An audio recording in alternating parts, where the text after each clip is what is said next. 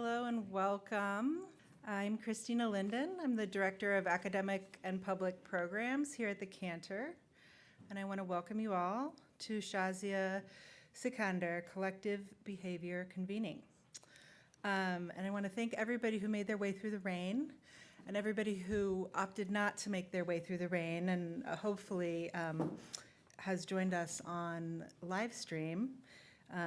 But I am excited to be able to introduce the first of two sessions that will allow us to learn more about Shahzia's vibrant practice. After this introduction, we'll be hearing a series of 3 short presentations, each of which intends to give new context to Shahzia's practice. We'll hear first from curator and writer Eugenie Tsai, who will begin by taking us back to the 90s.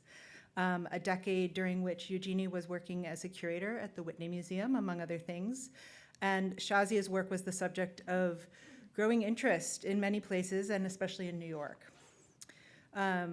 We'll hear next via a recording from composer and pianist Vijay Iyer, who will discuss work by Asian American artists, including Shahzia's and his own, and its reception over the course of the last quarter century, grounding his conversation within the politics of our current moment. And with an expertise in the historical arts of South Asia, we'll hear after Vijay from scholar and curator Sonya Rhie Mace, who is currently the George P. Bickford Curator of Indian and Southeast Asian Art at the Cleveland Museum of Art. She'll be discussing connections between several pieces in the exhibition, Collective Behavior, and related works of the art historical past. Following these 3 presentations, Shahzia Sikander will join this illustrious group up front here for a conversation moderated by Padma Maitland, the Malavalli Family Foundation Associate Curator of the Art of the Indian Subcontinent at the Asian Art Museum in San Francisco. I will say all of these speakers definitely merit longer introductions, but in the interest of getting to the compelling presentations to come, I will refer you to the program listing on the Cantor website to read the full biographies. After the close of the afternoon session today, I really encourage anyone who hasn't yet had the opportunity to visit Shahzia's remarkable exhibition upstairs to take time to explore it, and anyone who has seen it already to spend more time with the work as the words of this exceptional group of speakers continue to resonate in your minds.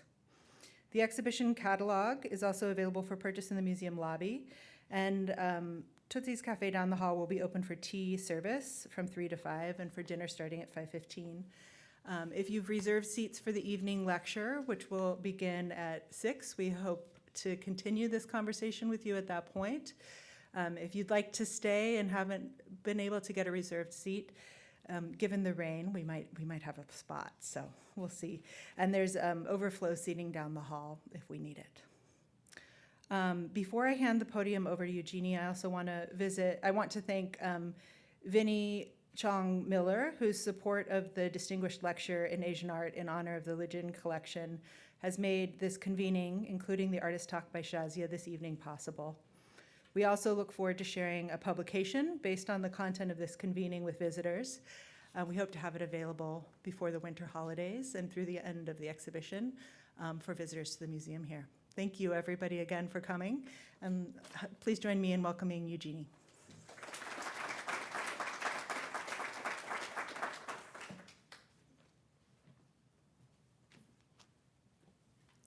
Thank you, Christina.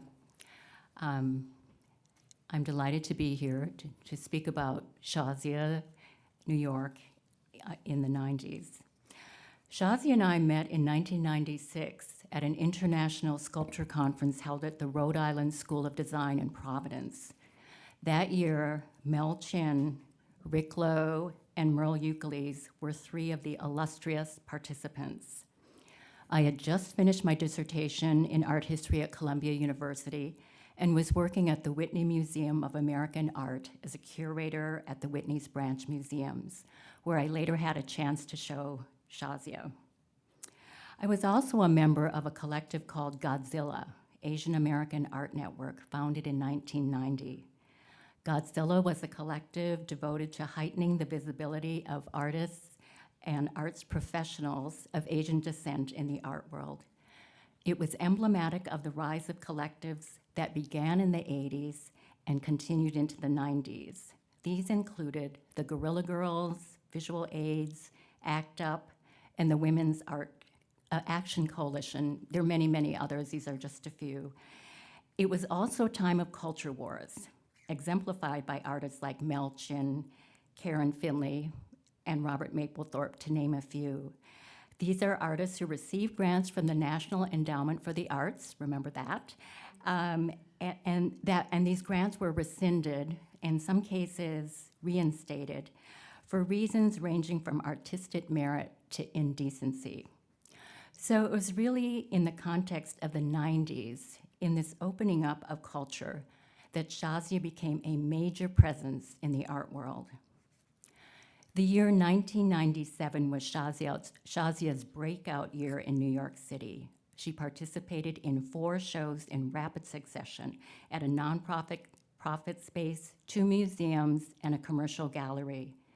She was also exhibiting around the country and the world, and she belonged to social networks that put her in touch with individuals in the art world who were receptive to her practice. As a student at the National College of Art in Lahore, Pakistan, Shahzia studied for several years with the renowned painter of traditional miniatures, receiving her BA in 1992.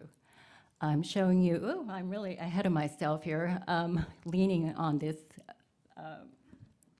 So just look at the top. For those of you who have seen the exhibition, I'm showing you a detail from the scroll, which was her thesis work in 1992. And of course, it looks so different, blown up in size on the screen, which is true of seeing many of her works on screen. But I remember when I first saw it, knowing nothing about miniatures and still knowing very limited about miniatures, it was just jaw-dropping. I had never seen anything so intricate and labor-intensive, and so intent also on telling this personal story. Her subsequent subversion and reinvention of the miniature is at the center of her practice in the US. I'm using the term miniature painting rather generically, as I'm not familiar with the rich and complex history of Indian miniature paintings, and so I'm very happy that Sonya is going to fill us in later. Okay, so Shahzia arrived in 1993 in the US to take part in an exhibition of her miniatures at the Pakistani embassy in Washington, DC. I think I'm missing a slide here, but that's okay. Oh, here it is. This is just showing you a magazine cover with Shahzia on the cover and, kind of lauding her, and you can see a little clip of the scroll at the bottom, but just what a momentous occasion this was and the attention she was getting in Pakistan. So these are 2 of the miniatures that she brought with her to show in the embassy. And after the show closed, she enrolled in graduate school at the Rhode Island School of Design, which I'm just going to call RISD, receiving her MFA there in 1995. In 1998, I moderated a conversation between Shahzia and the artist Li Mingwei, who may be familiar to you from his recent show in the Bay Area. I moderated this conversation at the Whitney Museum, which was held in conjunction with an exhibition of Mingwei's work I organized. In this conversation called Out of Asia, Shahzia mentioned her time at RISD and the awkwardness of the weekly crits and opportunity to get feedback on work in progress from fellow students and teachers. In the week separating the crits, Shahzia said that the progress she made was about an inch. So I'm thinking about her miniatures in an inch, maybe a square inch per week. She was able to do in 1 week. And therefore, there was very little for her cohorts to talk about at this crit. And because of her time-consuming process, she was never able to produce a body of work. So she bumped up against an institutional framework that was not conducive to her art-making process. At the same time, she was taking a class called Mapping Your Identity in Multicultural Art. But oddly, there were no South Asian artists taught in the curriculum. After Shahzia graduated from RISD, she was accepted into the core residency program at the Glassell School of Art at the Museum of Fine Arts in RISD. And here you saw this shot of Shahzia, newly arrived, with her cohort, Nicola Constantino, who a fellow artist here, the young Shahzia. And when she got, her friend, Julie Moretu, a classmate at RISD, told her to be sure to reach out to the artist Rick Lowe in Houston, whom she called a major beacon. Rick founded the Project Row Houses, a social art project located in an under-resourced Black neighborhood in Houston. With others, he rehabbed a neighborhood of shotgun houses and used them for housing, exhibitions, and education programs for the local community. Shahzia participated in their programs, offering workshops and making miniatures, as well as exhibiting her work there. And here, I love this picture, which you got a glimpse of Shahzia on the right, Rick Lowe on the left, and a number of art world luminaries, Carrie Mae Weems, Fred Wilson, Whitfield Lavelle, Annette Lawrence. And so these were Shahzia's cohorts. She also met a visiting critic, Vasif Kortun, through her job at CORE, which was to drive visitors to and from the airport. And he introduced her to the New York gallerist Jeffrey Deitch, who later gave her a show. He also introduced her to Brett Sikkema, who represented her for a number of years. In 1995, Shahzia visited New York with her portfolio. Nowadays, you would bring your laptop, but this is, remember, pre-digital. So you brought actual works of art in a portfolio to show people, curators. She planned to visit the Drawing Center, a nonprofit space in Soho, which was then the center of the New York art world, which she told me was a mecca for any artist who worked on paper. In 1994, Kara Walker, also a student at RISD, made her art world debut there in a new talent show where she had presented a 50-foot mural with life-size cutout silhouettes with imagery that referenced the antebellum South. Shahzia went to the Drawing Center, which was closed, and knocked on the door. As luck would have it, the director, Annie Philbin, and the curator were installing a show, but took the time to look at her portfolio, which is really hard to believe would happen today, but it just shows that the art world in the 90s was a smaller and friendlier community. Annie was the force behind the Drawing Center's experimental approach to the medium and her desire to really push the boundaries of what drawing could be, or how it could be defined. So 2 years later, in 1997, Shahzia was one of 3 artists who were included in the Drawing Center's Spring Selection Show at 35 Worcester Street, and here you see her with her things spread out on the floor, planning for her exhibition and painting on the wall. Here's an installation view, and you can see how different it is from her miniatures, the miniatures that were in her embassy show. And also, I just want to note the female figure on the right, who's had kind of hooded and without arms, and then her legs just kind of end in these roots or ribbon-like things, strands. And this is a motif that appears repeatedly throughout her work. Also, the griffin, the cross between a lion and an eagle in the corner. And I think this might be flipped, but this is just a detail, and you can also see the imagery in the 2 framed works on the wall. The New York Times critic Roberta Smith reviewed the Spring Selection Show and singled out Shahzia as a standout. And here's the review. I'm just going to mention that in the 90s, it was a really big deal to get a review from, in the New York Times. All artists and institutions coveted a review, and were really wowed when they got a positive review. Roberta Smith was a highly respected and highly feared critic for her ability to deliver a kind of brutal takedown. So the fact that she was responding so positively to Shahzia is really very meaningful.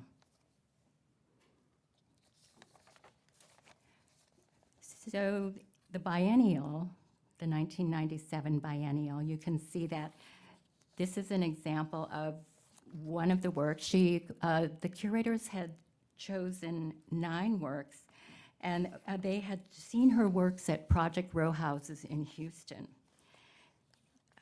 Clearly, the work stood out markedly from everything else on view in the Whitney Biennial. And the work on the left is actually one of the miniatures that was in her embassy exhibition, which she reworked for the biennial show. And you can see the changes that she made, adding the female figure on the horse, the small heads in the corner, and the way that she also is loosening her technique. So the overlay is much more painterly than the original miniature, in which the hand of the artist is invisible. I'm not going to show you every one of these. You can also see this woman sitting here, and then there's the addition of the upside-down head, which is actually a portrait of Rick Lowe, the artist from Houston who's ran Project Row Houses. And they're also, in some of these, see if some of these have their cowboy boots and other things that reference Texas, where she was living at the time. And I'm sure she'll speak about these in greater detail, or perhaps Sonya. So, and this is just, I love this shot of Shahzia and Kara at the Whitney Biennial, one of the Whitney Biennial openings.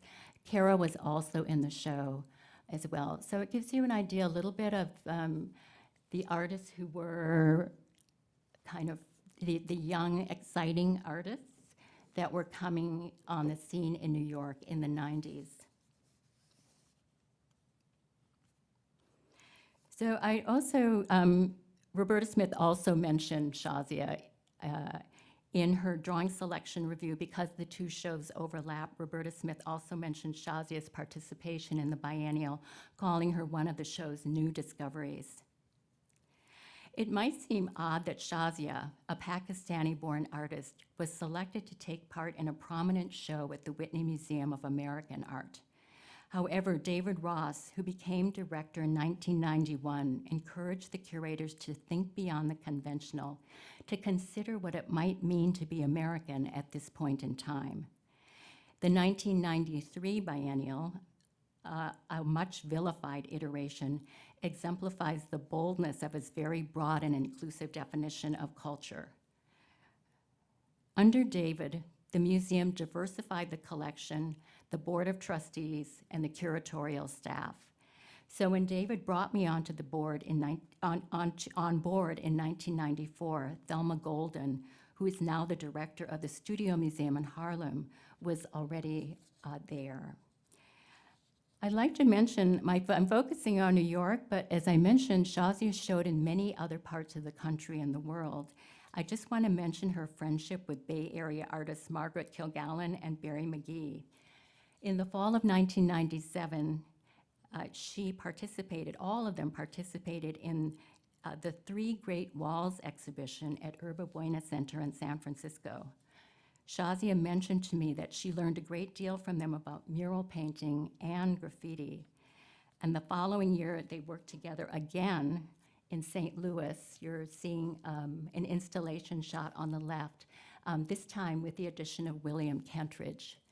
So she is just really busy and producing amazing bodies of work in a schedule that is very, very demanding. Back in New York, a few months after the biennial closed, Shahzia showed murals and miniatures at Deitch Projects in Soho, just a few blocks from the Drawing Center, which was her first solo show in New York. Deitch Projects was an influential and very hot gallery at that time. The title of the exhibition points to the way she combines the extremes of scale and also her continued exploration of the mural format and the way she mixes the mural with these smaller works. And here you see her seated in the gallery during the installation period. This was the show is impossible to photograph in its entirety, so I can only show you these fragmentary shots, but it speaks to the way that Shahzia has begun to work in this very large installation format. And so this is one of the walls. This is another wall where she's painting directly on the wall, and you might notice that this image of the horse with the rider, the woman on it, is exactly or very related to the miniature that was in her Pakistan, the embassy show, and also in the Whitney Biennial. Here's an installation shot that shows you where the first shot was situated. And then she begins to work on different surfaces. So some of the works are framed and hung on the wall, but others are on tissue paper.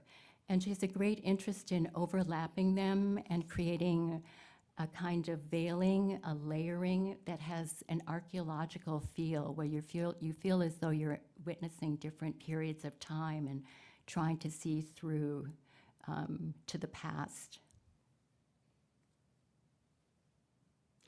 So I've always wondered about these installations. They're very labor intensive, and you can see it's made on site, which involves a different kind of labor than painting miniatures, but it's also very demanding and time consuming.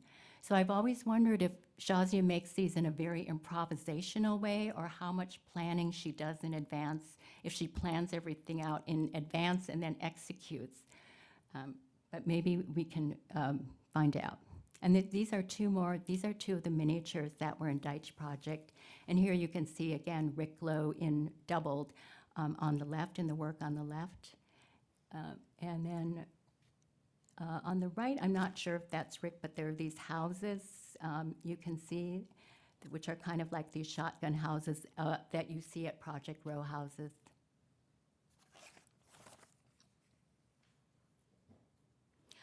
Roberta Smith included this exhibition in her New York Times roundup of young artists making a strong impression in Soho. She noted they're all women and devoted a glowing paragraph to Shahzia.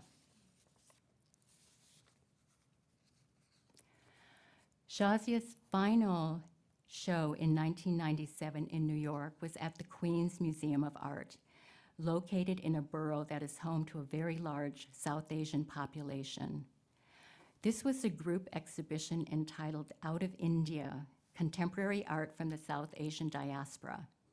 It was one of a number of shows in the city marking the 50th anniversary of the independence of India and the creation of Pakistan. The show brought together artists of South Asian descent from other parts of the world, including Britain, the US, Thailand, and Canada. This is one of the pieces that Shahzia had on view. It's, I think she had 3 pieces. This time, the critic Holland Cotter, who has a background in Asian art, wrote a piece in the New York Times about what he characterized as an unprecedented concentration of Indian art, a steady flow of cultural riches, both historical and contemporary, that were part of the celebration surrounding the 50th anniversary. Although he was very complimentary about the historical exhibitions, he felt that the real news of the season was around the appearance of contemporary art from or around India. His article expressed admiration for Out of Asia, as well as Shahzia's contribution to the exhibition. And this is the review. And of course, in those days, you read the New York Times as a newspaper, not on your iPad or on your laptop. And so there was a certain, if the review was above the fold, that was the most desirable thing because it meant that the show was really important. And here you see that this is above the fold with the weekend fine arts leisure section emblazoned at the top here. So I'm going to close with a quick look at two projects from 2000. One is Acts of Balance at the Whitney Museum of Philip Morris, which was her first solo exhibition at a New York museum.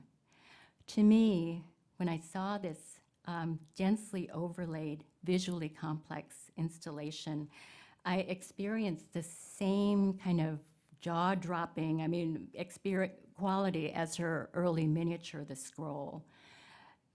A reviewer writing in the magazine Time Out New York felt in this show, Shahzia performs a balancing act of scale by enlarging the intricate imagery of her miniatures to mural-size work. And in the atrium, which is the public atrium at the Whitney and Philip Morris, you see that she did a triptych featuring 3 women, and here she is standing in front of her triptych. And what's interesting, of course, to me, as I was going back and looking at this show, is the person who wrote the review in Time Out New York about this exhibition was someone named Franklin Sermons, who is now the director of the Perez Museum in Miami. So looking back at all of this was really a walk down memory lane. All of these young people like Thelma and Franklin, who are now art world, very directors of museums. But this is how they started out, going out and looking at the work of younger artists and writing reviews.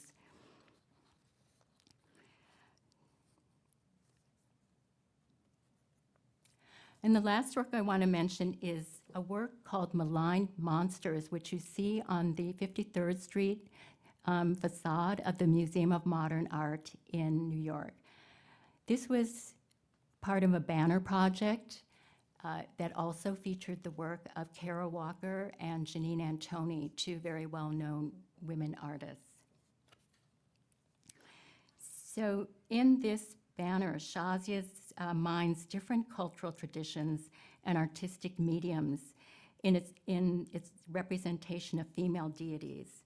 It depicts a Venus figure from an Italian Mannerist painting and an image of a 12th century Indian sculpture of a celestial dancing feature. And it does anticipate her recent sculpture, Promiscuous Intimacies, which is on view in the exhibition. The title of the work, Maligned Monsters, is taken from a book by a writer named Partha Mitter, which traces the history of European reactions to Indian art. So I focused on Shahzia's formative years as a displaced artist from Pakistan, finding her footing in the US prior to the terrorist attacks of 9/11. What she achieved in her first 5 years in New York and beyond is truly impressive. As we know, Shahzia went on to expand her practice to include digital animations, sculpture, mosaics, and a greater involvement in public art.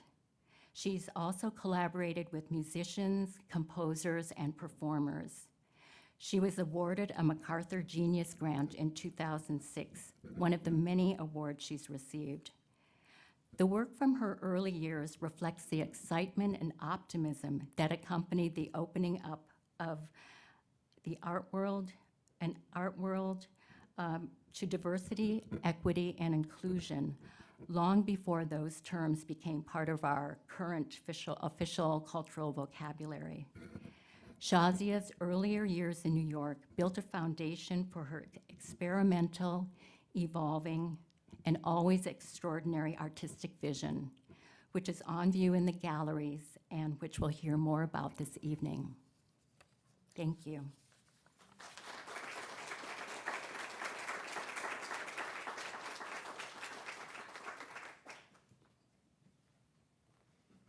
Thank you, Eugenie. That was wonderful. And I'm excited now to present Vijay's contribution, which, as I mentioned, was pre-recorded. He'll also be joining us live if the technology gods are favoring us today for the Q&A at the end of the presentations. Hello, everyone. My name is Vijay Iyer. I'm glad I have this chance to join you remotely across time and space. It is worth it so that I can be a part of this beautiful event celebrating Shahzia Sikander, a dear friend of mine and one of my favorite artists for a long time. I've admired her work and cherished getting to know her in recent years and counting her as a friend. And we've had a lot of revelatory conversations, and I've had pretty magnificent glimpses of some of her work in progress. Even just visiting her home and seeing the work in various stages of completion was revelatory to me. And I so admire her eye and her touch and her sense of space and time as an artist. I just have some half-prepared remarks, a little bit of freestyling I'm going to do here, and this is all by way of kind of preamble to what I think will be a rich conversation among us later. Much ink has been spilled of late about Zohran Mamdani and the implications of his stunning recent victory. What has become apparent in his public presence and in the official responses to it is that it has never mattered very much what he says or does. The prevailing narratives about him tend to overwhelm anything that he offers with a flood of faulty assumptions, deliberate misrepresentations, name-calling, and outright falsehoods. You've surely noticed the way that racism and Islamophobia have proliferated unchecked without comment, even resurrecting the strange Obama-era right-wing habit of conjoining Muslim and communist. The inexplicable references to Sharia law and the fabricated panic about cops and billionaires abandoning New York, as if the city were suddenly gripped by some foreign contagion or lost cause. Those of us old enough to remember have felt a chill of recognition as we step out into our city streets in 2025. We recognize this tense spark in the air, the sense that disaster is about to strike at any second, in no small part due to a feeling of proximity to state-sanctioned terror and vigilante violence. The seeping dread of what's around the corner is exactly the feeling we had in the weeks and months after 9/11, during which immigrant roundups, extralegal detentions and deportations, and a massive campaign of public lying to justify a new war on a feeling, terror, were all rolled out before our eyes.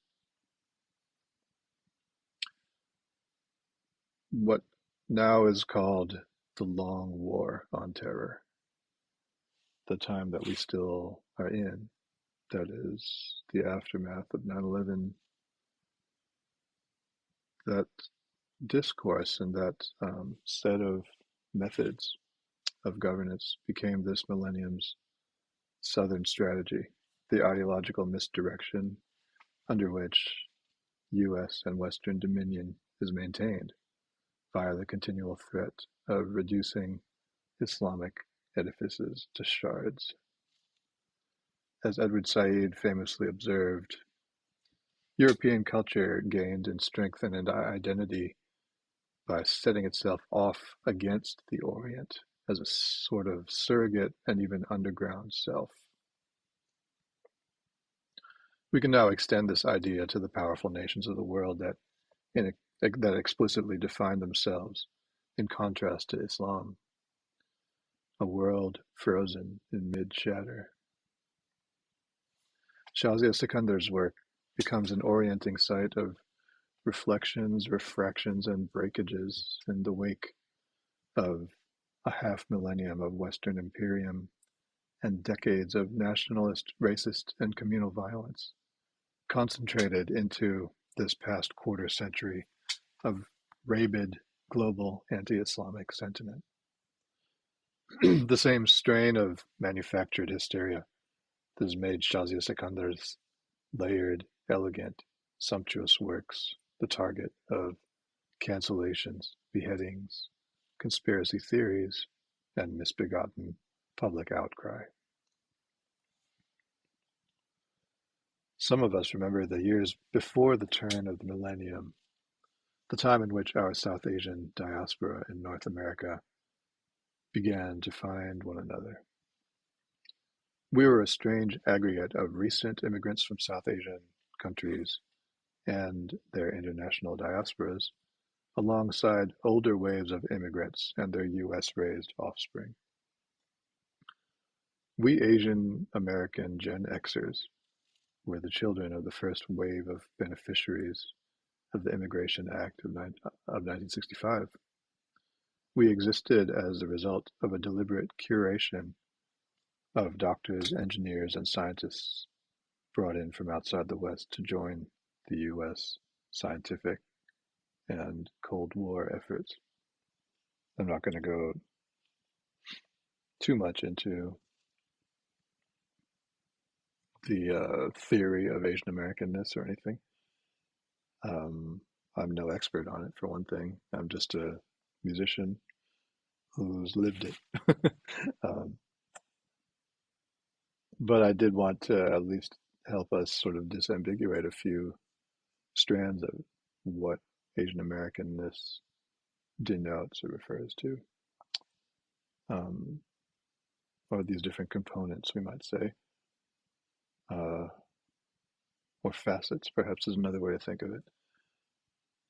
There's the political or legal or historical reality of being a population that is born of some kind of transplanting, and then having a certain legal status, existing as a politically organized, a politically designated category in the census, for example. When we check a box, that means that we are inaugurated into these categories. We also know that walking down the street, we have this experience of racialization. That is to say that difference is something thrust upon us through through the gaze of a neutral observer, or basically the white gaze. Then we can think about perhaps cultural traits that we might have in common by virtue of being from this or that region or having roots in one region or another. And then we can think about what that commonality feels like, the affective or experiential domain of feeling like you're a part of something larger than yourself, sense of community, and then also the feeling of vulnerability that is a result of racialization. I often, I've taught a course in the past called Music Makers of Asian America, and I started the course by asking this question: why are there Asian Americans?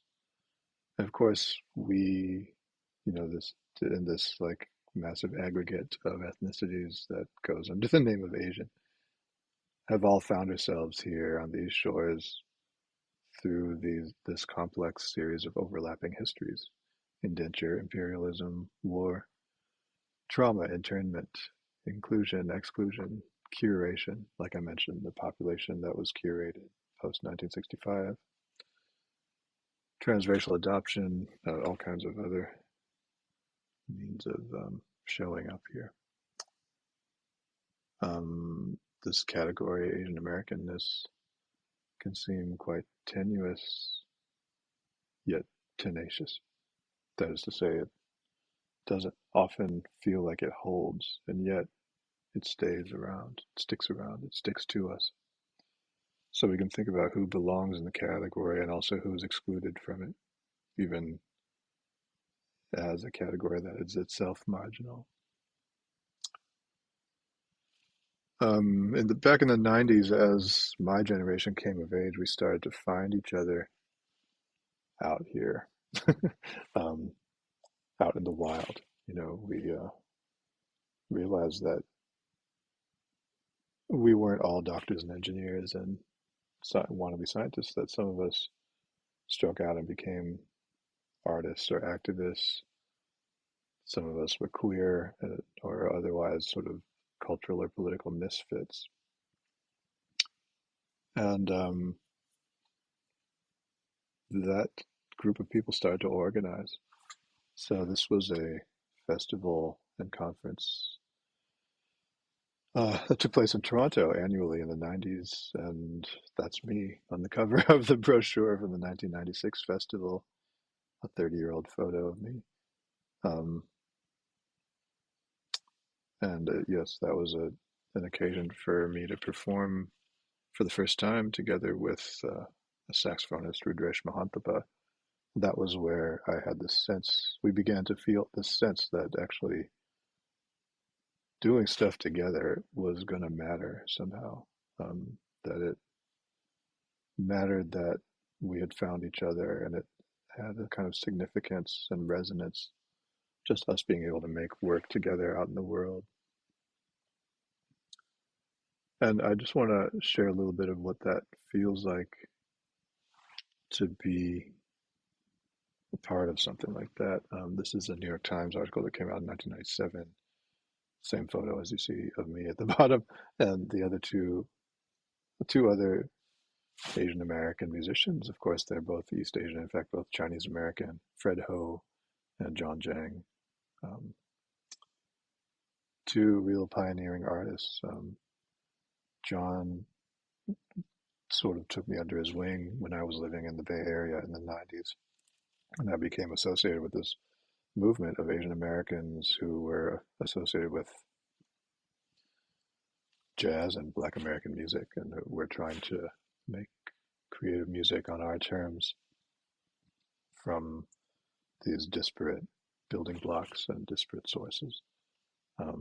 Some of us were thinking about music from our heritage as source material, but that was not, there was sort of, we all had different approaches to that, and our goal was not necessarily, at least my goal, was not to represent South Asianness or Indianness in my work, but more to have it make sense to me internally, any sense of connection. It was partly because I wanted to resist the kind of exoticizing tendencies that I was experiencing living in Northern California in the 90s. The context that people had at the time for South Asians, that, and by people I mean basically white observers, white audience members, and white critics, and white club owners, and white presenters of music. Their main point of reference was musicians from India. So to be an American musician with this heritage, you would get lumped in with traditional musicians from, and then expected to uphold something ancient and not really get to participate in modernity. So this group was sort of trying to push back against that. And the other thing is that they were community organizers, and that was a key component of their work. They weren't just making music for its own sake or for their own sake, but really using it as an organizing tool.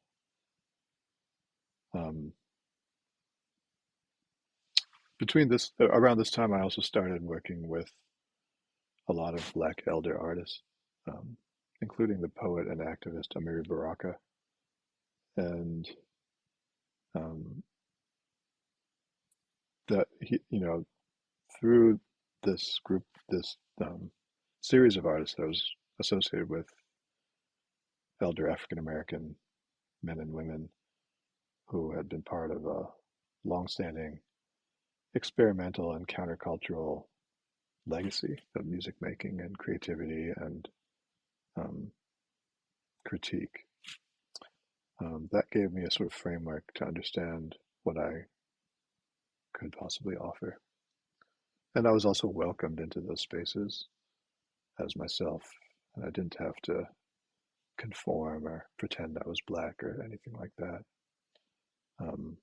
And so that mattered too. Um, I just want to, because we're talking about a lot of different forms of expression, wanted to try to say something about what it feels like to make music. And it's partly because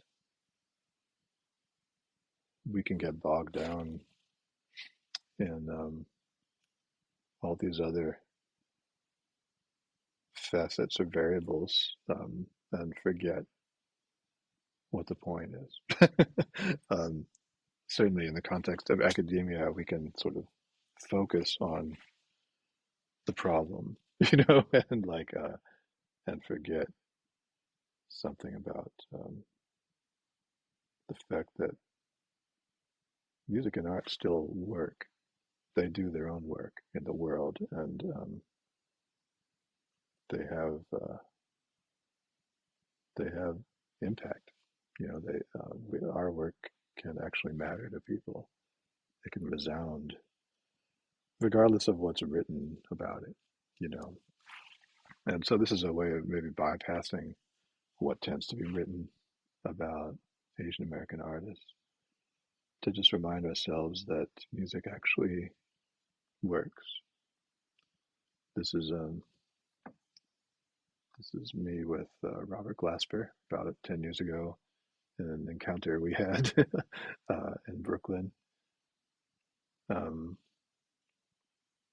what does it feel like to address a public and face the consequences, to put your body on the line, to be accountable, to invite audiences to relate to a piece of you, to like something about you, to invite them to desire proximity to your creations, to want to be in your world,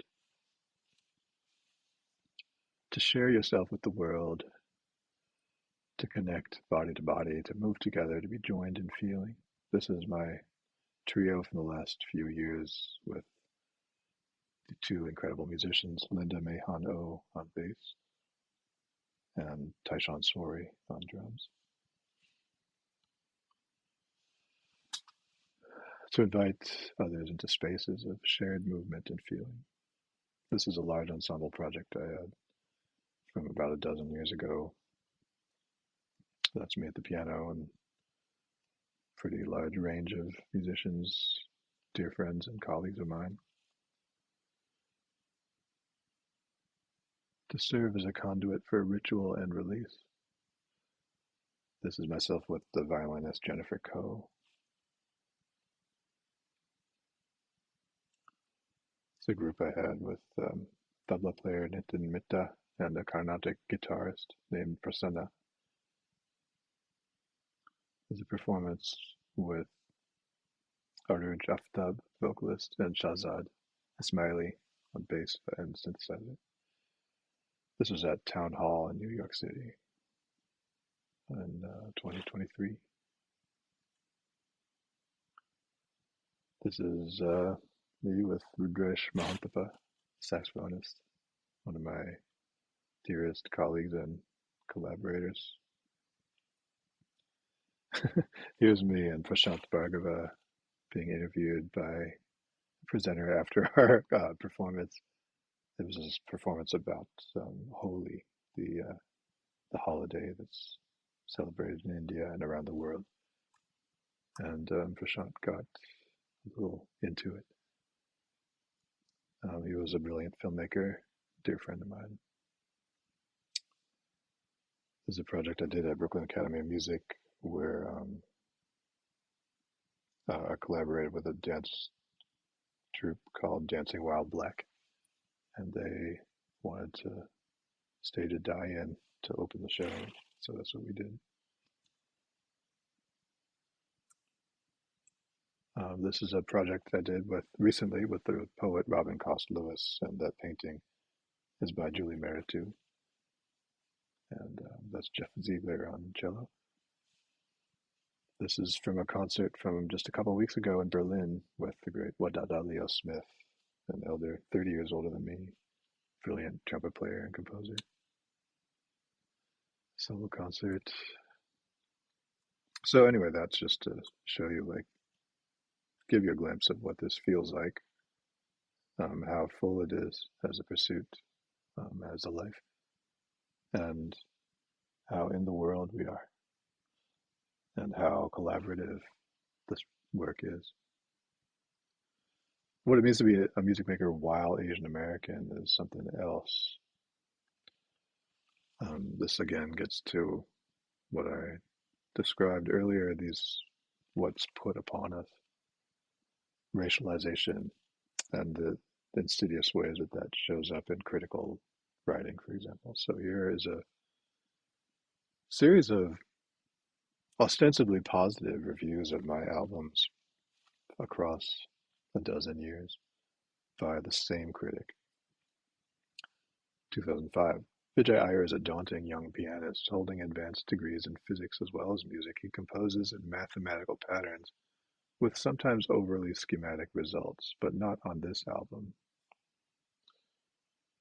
2012. The pianist Vijay Iyer's previous album struck me as a bit mannered, but on a cello rondo, he's not only technically impressive, he's bristling with rhythmic drive and a lilting lyricism. 2015.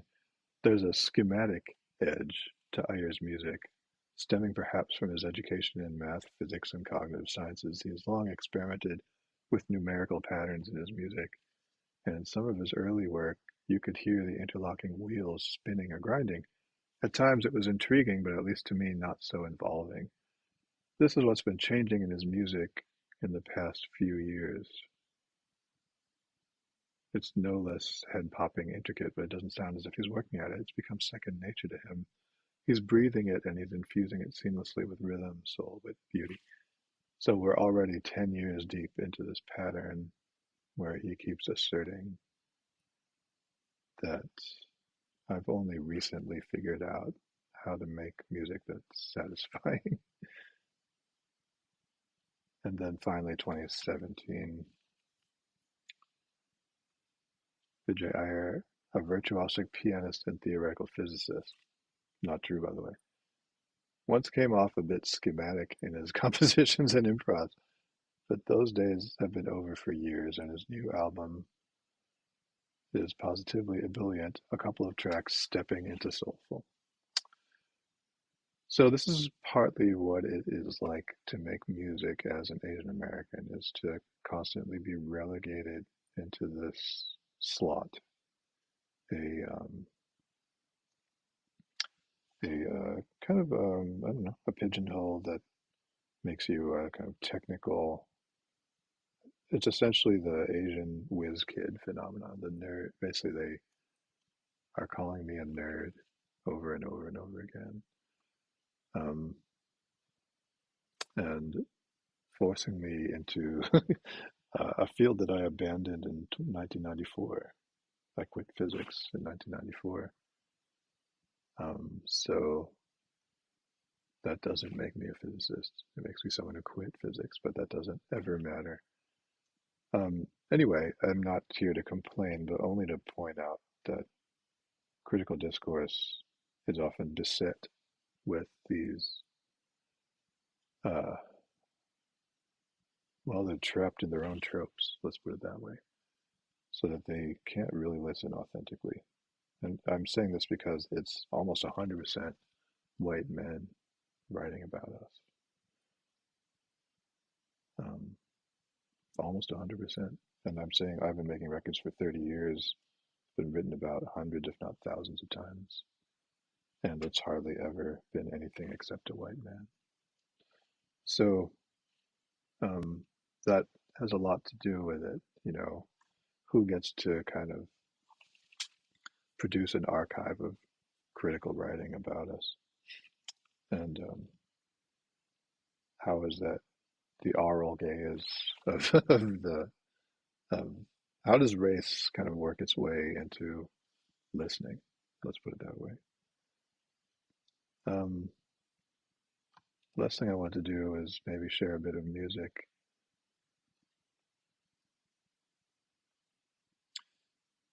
This is this project I did a couple years ago. Is diaspora a form of melancholy? What does it contain?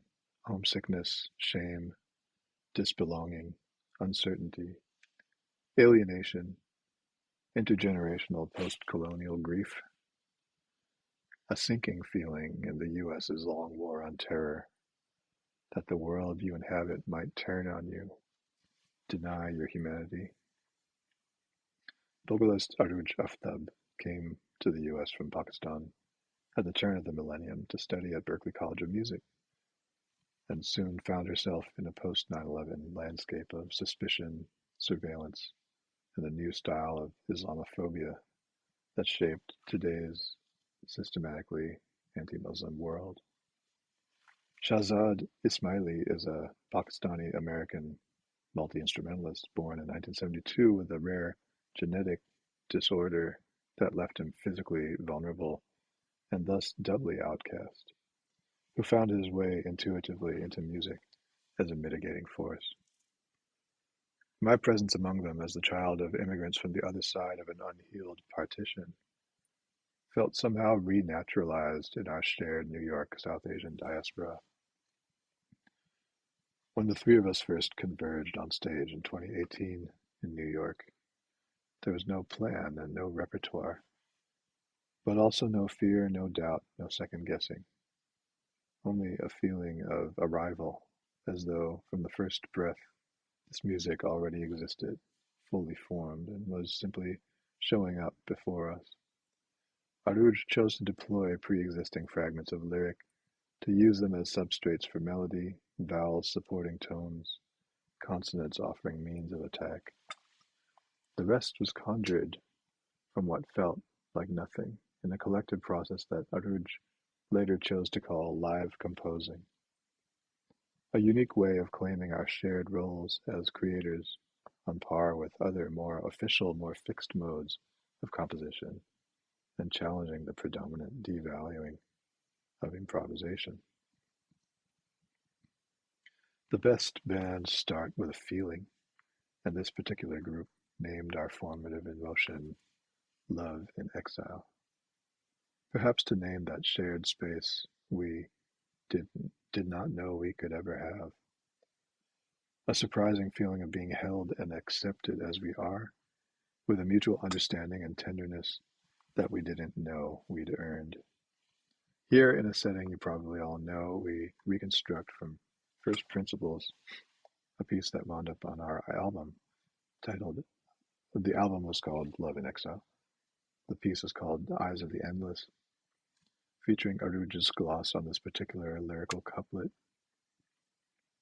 taken from a century-old Tumri that itself has been the subject of dozens of historic performances and recordings. It begins. Thank you.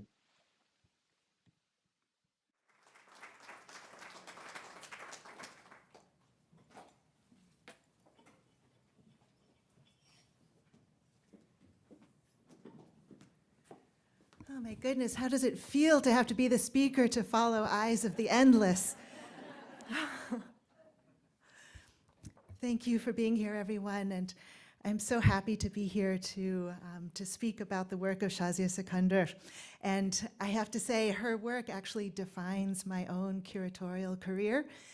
My very first interview for a curatorial position was in March of 2004 in Balboa Park at the San Diego Museum of Art.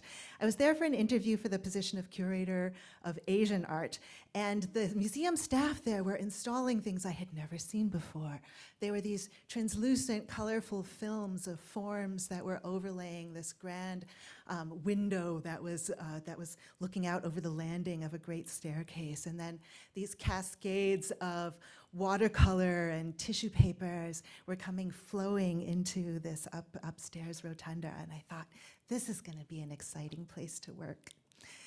The San Diego Museum of Art is home to 1,453 works of Indian paintings from the 1100s to the 1800s.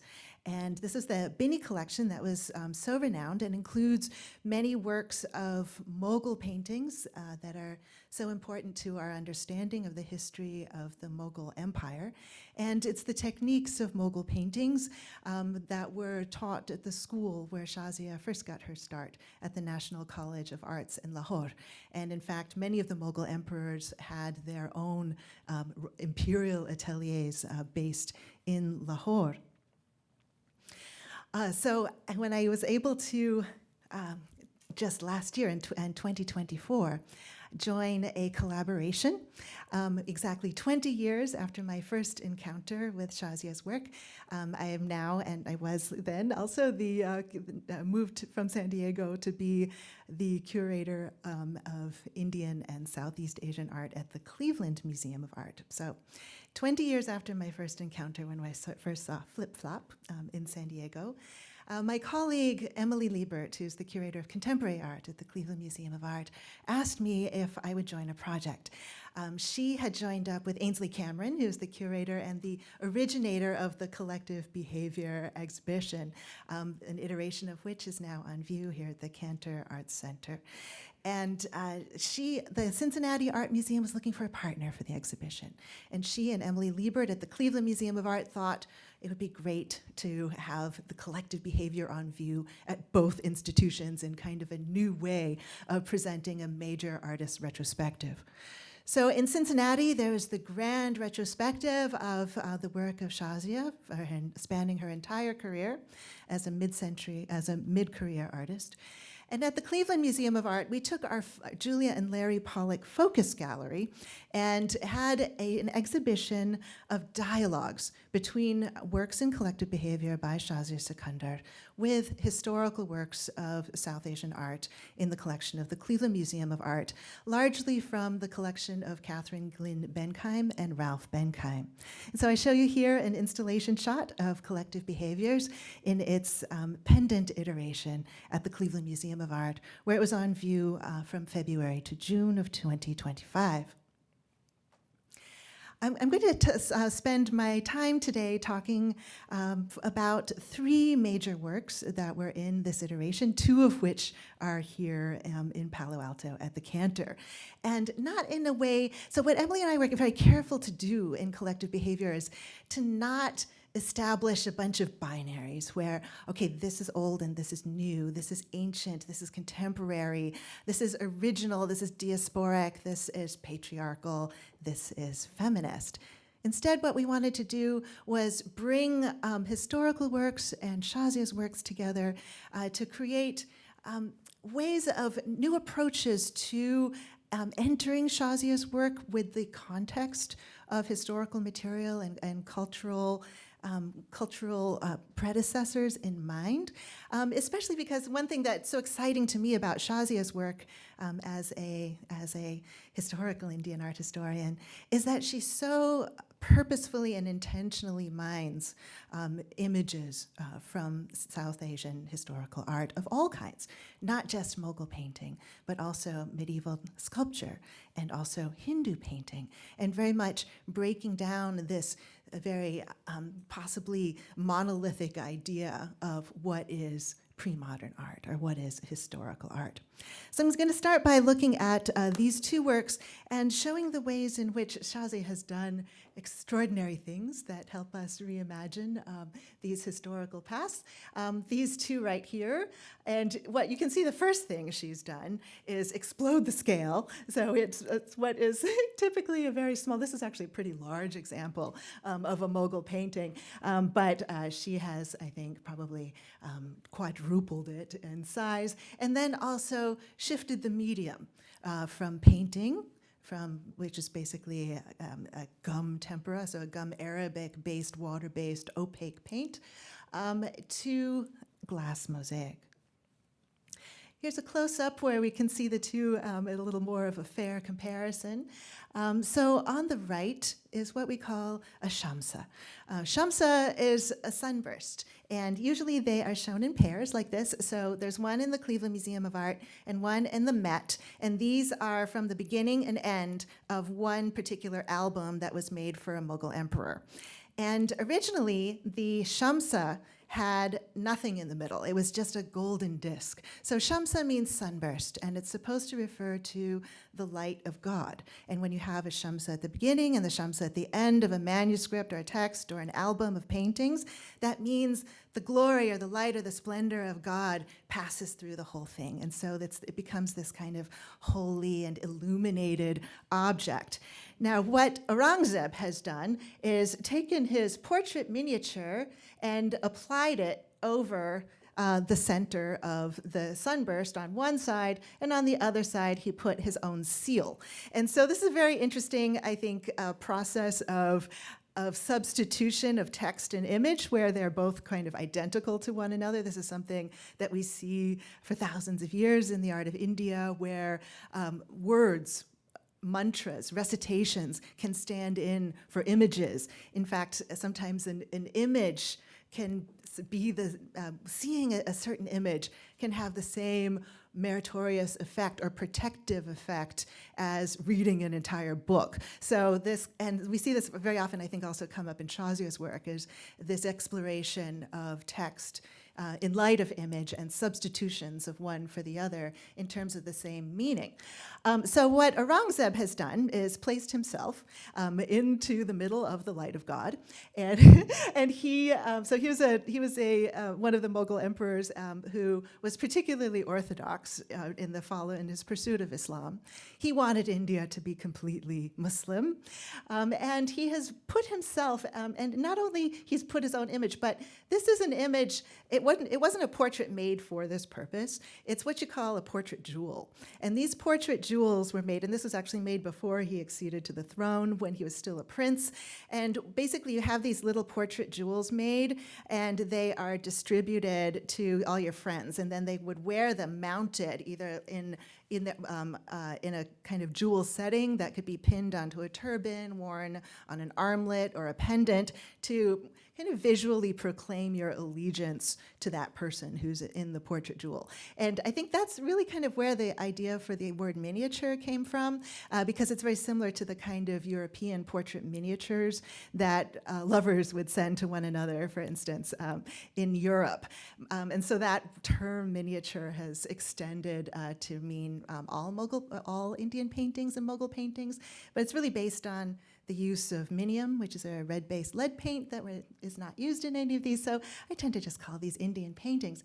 So here, what Aurangzeb has done is put himself into the circle, into this bound, constrained space that is the space of God. It is somewhat audacious, one might say, but it might show his extreme orthodoxy.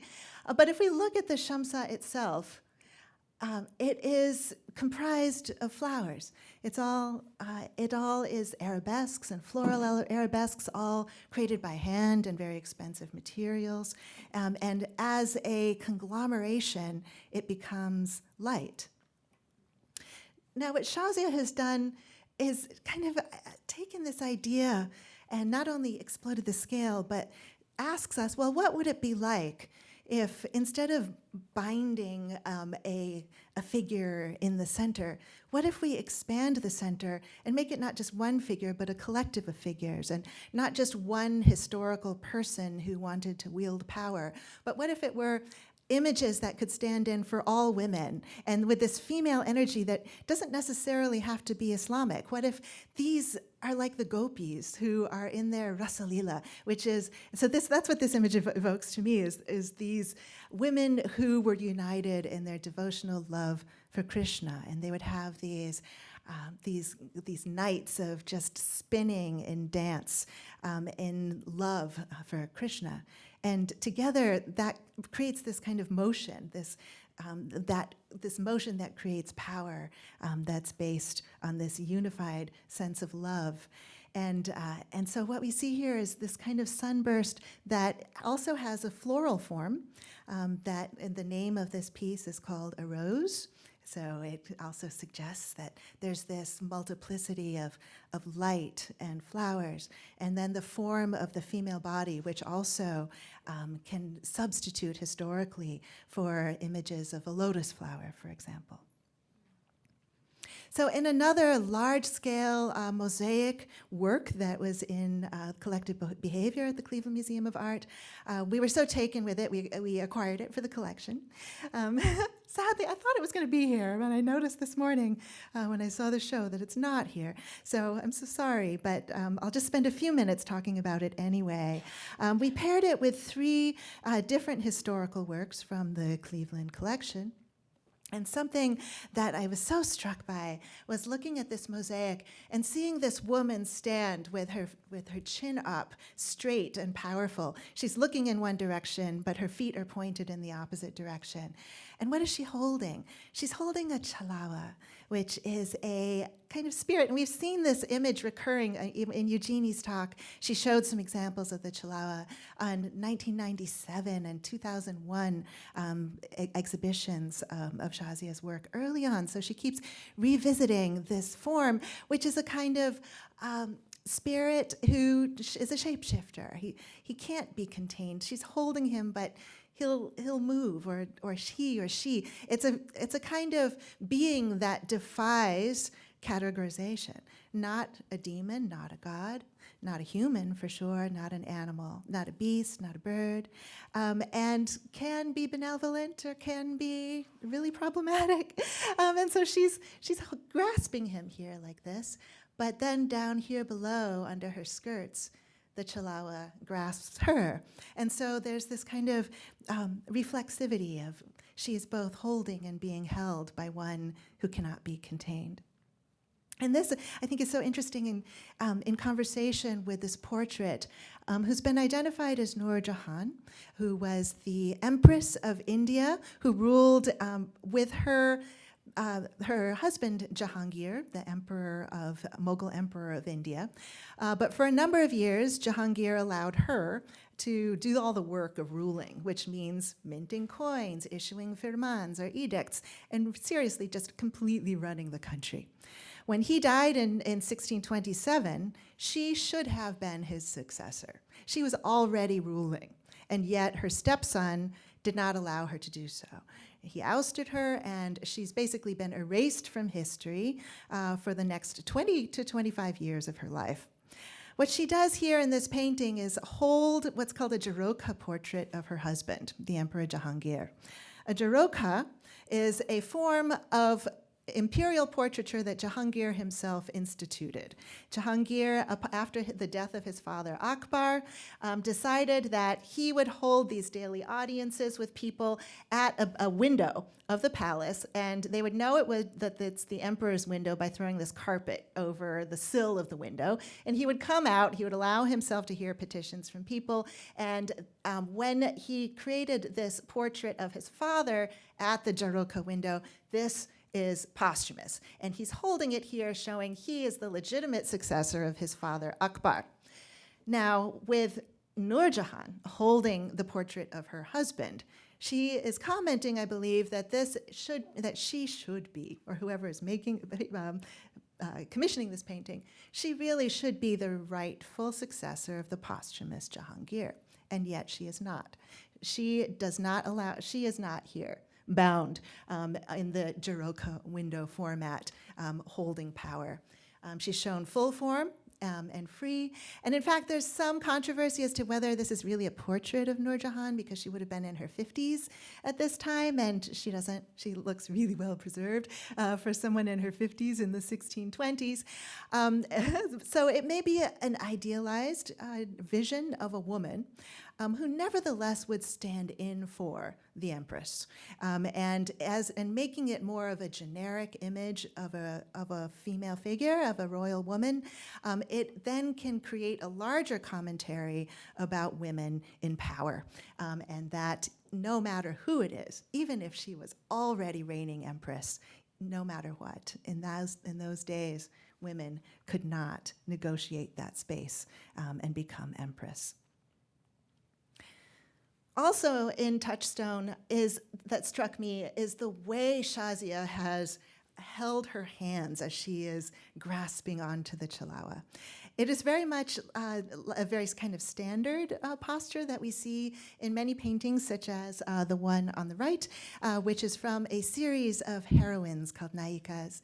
And the heroine who is missing her lover so much, she plucks a lotus leaf and hugs it to her body in substitution for her actual lover. And there's no mistake. I think that the artist has made her sari, her dress, the same color as a lotus flower, and that there are lotus flowers at her feet growing in abundance, because there's a poetical trope that says that when a woman is separated from her man, she is like a lotus blossom that's plucked from its stem.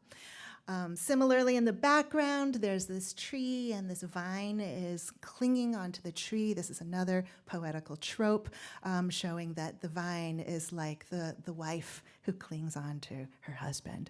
And what Shahzia's work has done is something that Vijay, I think, just very wonderfully mentioned, is broken her free from these tropes, and that she is holding something uncontainable, and she's not miserable and despondent, sitting and pining. She is up and erect in the landscape.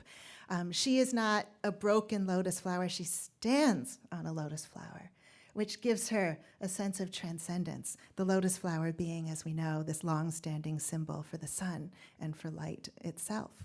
And so standing on the lotus flower also is something that we recognize in historical Indian art from the very beginning, and as deeply as we know it, as the pedestal for a goddess or a being transcendent. Another thing that we see in Shahzia's mosaic is this miraculous effect that this powerful woman has onto the landscape around her. Flowers just magically effervesce around her.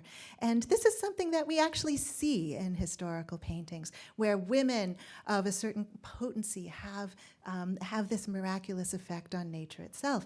So in this painting that we see here, a Mughal painting, we see actually a woman that we have a hard time defining. Is she a woman or is she a goddess? Is she the Hindu goddess of music, the Hindu goddess of good fortune who holds a lotus? Or is she a Mughal with this egret feather in her tiara? Or is she European with the kind of dress she wears? This is a figure who combines all of these elements. And next to her in the arid desert, grows spontaneously and miraculously this multicolored flowering plant. The environment itself is something that is very closely related to many, many kinds of Mughal paintings and Persian-based paintings, with the golden sky, these windswept trees on rocky outcroppings, the use of light blue for escarpments, and even the rocky streams down below. And so I just showed an example here to show, well, something in 15th or 16th century painting is a landscape, and that landscape still exists. and even in the 2020 mosaic, the landscape is still there. It's like, how do we approach it? What kinds of new narratives are happening? What stories are unfolding on that same landscape? The story on the right-hand side features a woman who's, yes, by herself, but again, one who is stuck in her tropes of of motherhood, of being a shrew. She was kicked out of her house for having too sharp a tongue, and being a mother. And she's a particular character in a particular story. So Shahzia has taken this environment and opened it up to allow for all the possibilities of all of our stories. Finally, I'll turn to promiscuous intimacies. The sculpture, the three-dimensional patinated bronze that was in the middle of the gallery and is here in the middle of the galleries at the Cantor as well. I love this view because what Shahzia has done is she's taken a fragmentary sculpture that was being repatriated from the collection of the Met back to India and given her the legs of a dancer. So this is part of Shahzia's interdisciplinary work where she worked together with a dancer to create the body and given this South Asian, Indian celestial nymph the legs and movement of a classical Western European ballet dancer. So these are her actual sources for the forms. So on the right is a photograph of the sculpture that was in the Met and sent back to India. And so you can see how she's missing her arms and her legs, and it's just a fragment of the torso. And then in the middle is the Mannerist painting with the goddess Venus and in her, is it really appropriate relationship with Cupid? And so, just knowing Shahzia's interest in, maligned monsters, like who's really the monstrous one here? And so these just giving new angles and new perspectives to these forms and then bringing them together in such a way that reminds me so much of paired works that we get from medieval India in the tantric goddess cults, where there's a very similar kind of adoring gaze of the male god Shiva as he sits passively, his hands pressed together, looking adoringly up at the goddess Siddha Lakshmi. And Siddha Lakshmi is actually the personification of a mantra, which is a spell, and a series of powerful syllables that confer a certain kind of power or protection. And the only way to access her is through him. And so it just makes me think about Shahzia's work, understanding that the only way that an Indian fragmentary sculpture of the medieval period can be accessed as a work of art in a diasporic context, so in a Western art museum, is on the shoulders of Western art. And that the idea of art and art history as such is one that was born in the European West. But that doesn't make it exclusive to European art. And so even as a fragment, and even given new legs, sculptures of South Asia that were made for devotional purposes or for contexts that are no longer here, they can still find a new power in this diasporic place and in the space of the art museum as an appreciated and beloved and adored work of art. Thank you very much.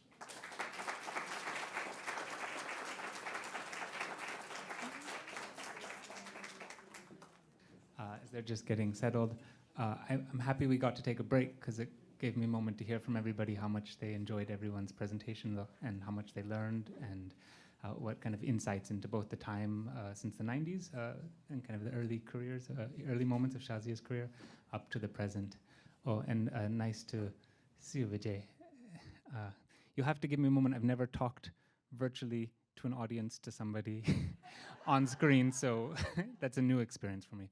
But again, I just want to begin with a moment of gratitude for everybody's presentations, for the Cantor to making today's presentations possible. I can say from myself, this conversation is one I've wanted to have for about 10 years, over 10 years.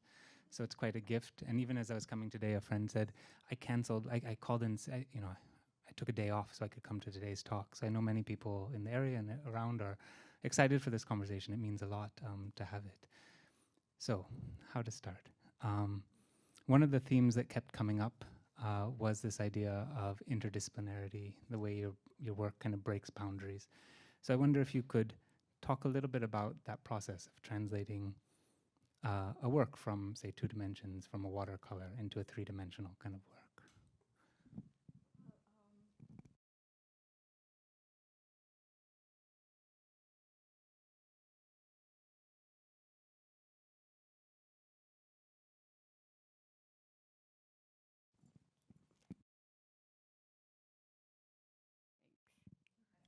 All right.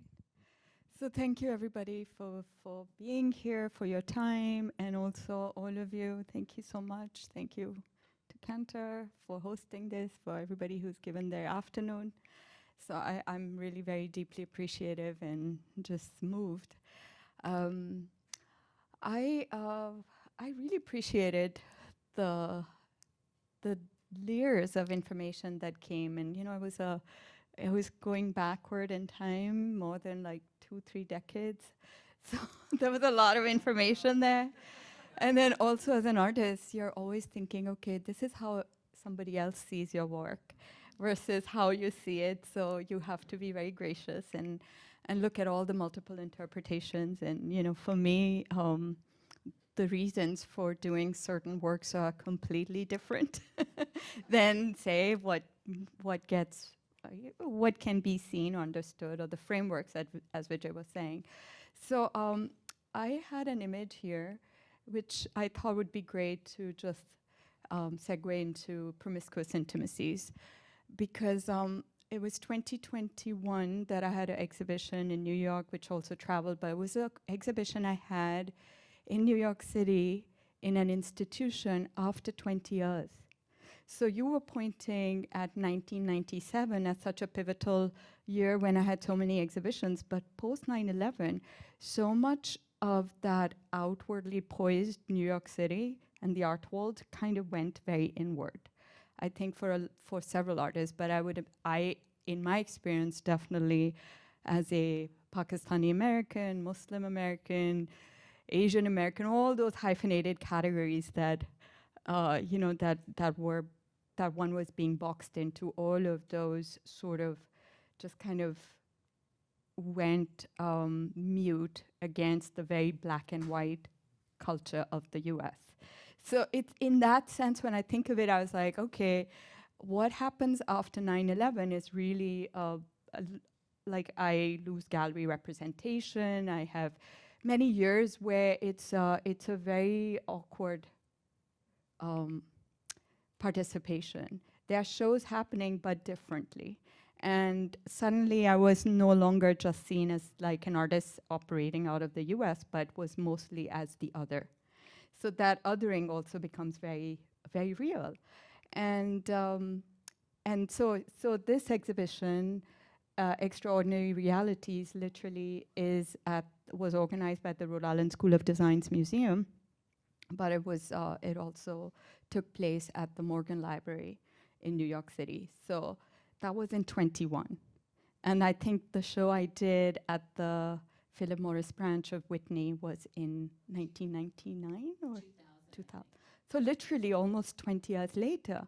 So I think that is such a significant thing to understand, that why for South Asian artists in the US, like how hard it is to get exhibitions in institutions. And it's across the board. If you talk with a lot of other visual artists of the South Asian diaspora, anyway, that's just what I wanted to point out. So in that moment, it was a backward glance. So I was looking at all the works that I'd done as a young artist in the 90s, and so much of the work I hadn't seen in 20 plus years. So I was like, oh, there was this banner. So it reminded me of the fate of so much of the South Asian manuscript paintings. They get truncated, dispersed, and they sit mostly in storages of Western museums, very few often will surface, but mostly the state of that art form is that it sits in storages. So I was like, okay, that's exactly how my work is headed and is, because it was sitting in storages of many amazing, like at the Whitney Museum of American Art. Works was there, but not once had I ever seen them being exhibited in 20 years. So it was like that instinct that, okay, what if some of those ideas that were percolating in the work, maybe there was a way I could bring them out and create them for a younger generation to see how it would stick, and so like how to get away from works done on paper, because paper usually has to reside without light, and in sculpture. So that is really where I took a detail from a painting done in 2001. It's like literally a 2-inch detail, and gave myself this task to how to conceive it in a sculpture. So promiscuous intimacies is really happening in conversation with this backward glance and all the problematics, as well as in conversation with scholars like Gayatri Gopinath, who came up with that title. So, but you can see, like, I wanted to show a little bit of the process for people as well, that, working with models is very different, and conceiving the work in 3D versus just a 2D image that is there to imply or give a infinite idea of a concept. So I really had to work with attaching limbs, but I wanted to do that, but also to show that, when I made the idea, it was in 2001. At that time, that Devata was not being repatriated to India. But I still gravitated to it because in my research, it felt a problematic acquisition. So I was looking at this idea of like the poster child of South Asian art, and it's a problematic one for many, many reasons.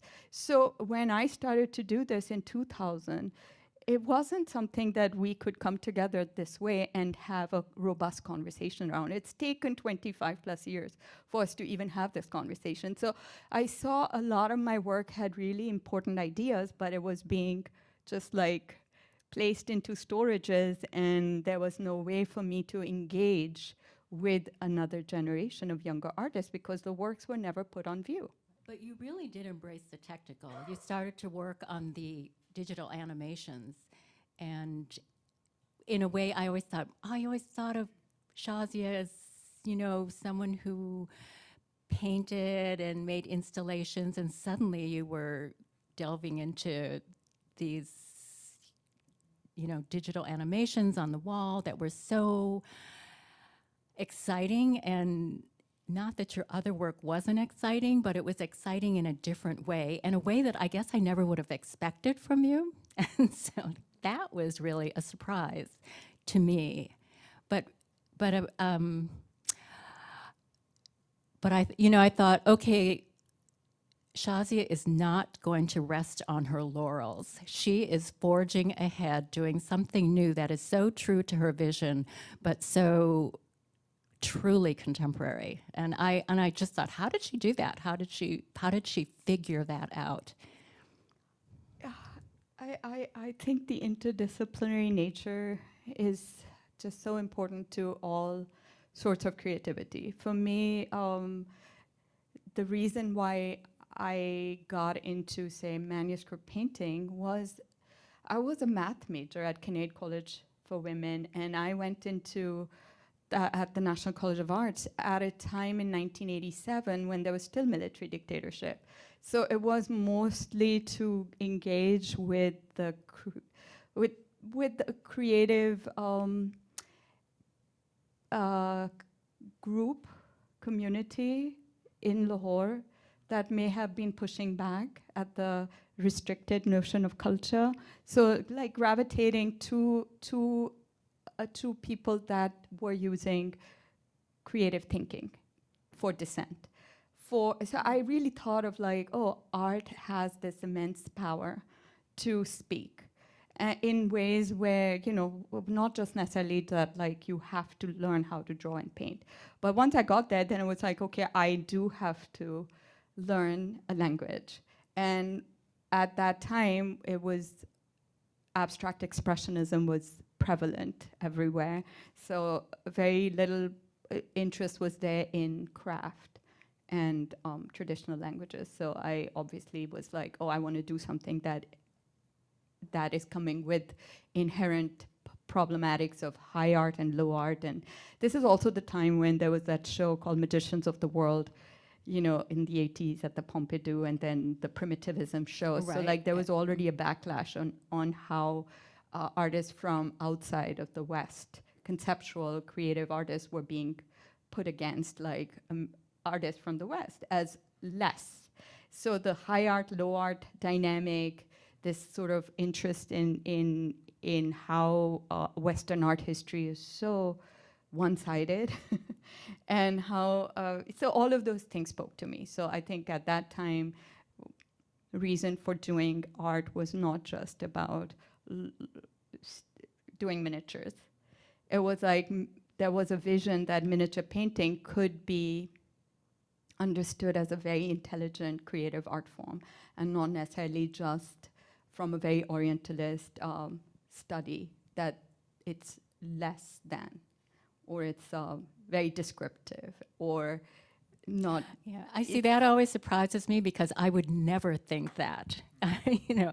And so when you speak about miniatures in that way, I'm like, oh, I don't know that I understand that. But that was the type of scholarship that was prevalent. The 19th century scholarship on miniature painting is mostly from white scholars Okay. and men, and it's problematic, and it's instrumental in dispersing much of that material, breaking pages out of books, Right. and kind of cannibalizing the right, whole the thing. context and is it's part totally of the colonial destroyed. history, Right. right? Mhm, So then you can find folios in different museums, Right. and then they are broken apart, and Right. then yeah.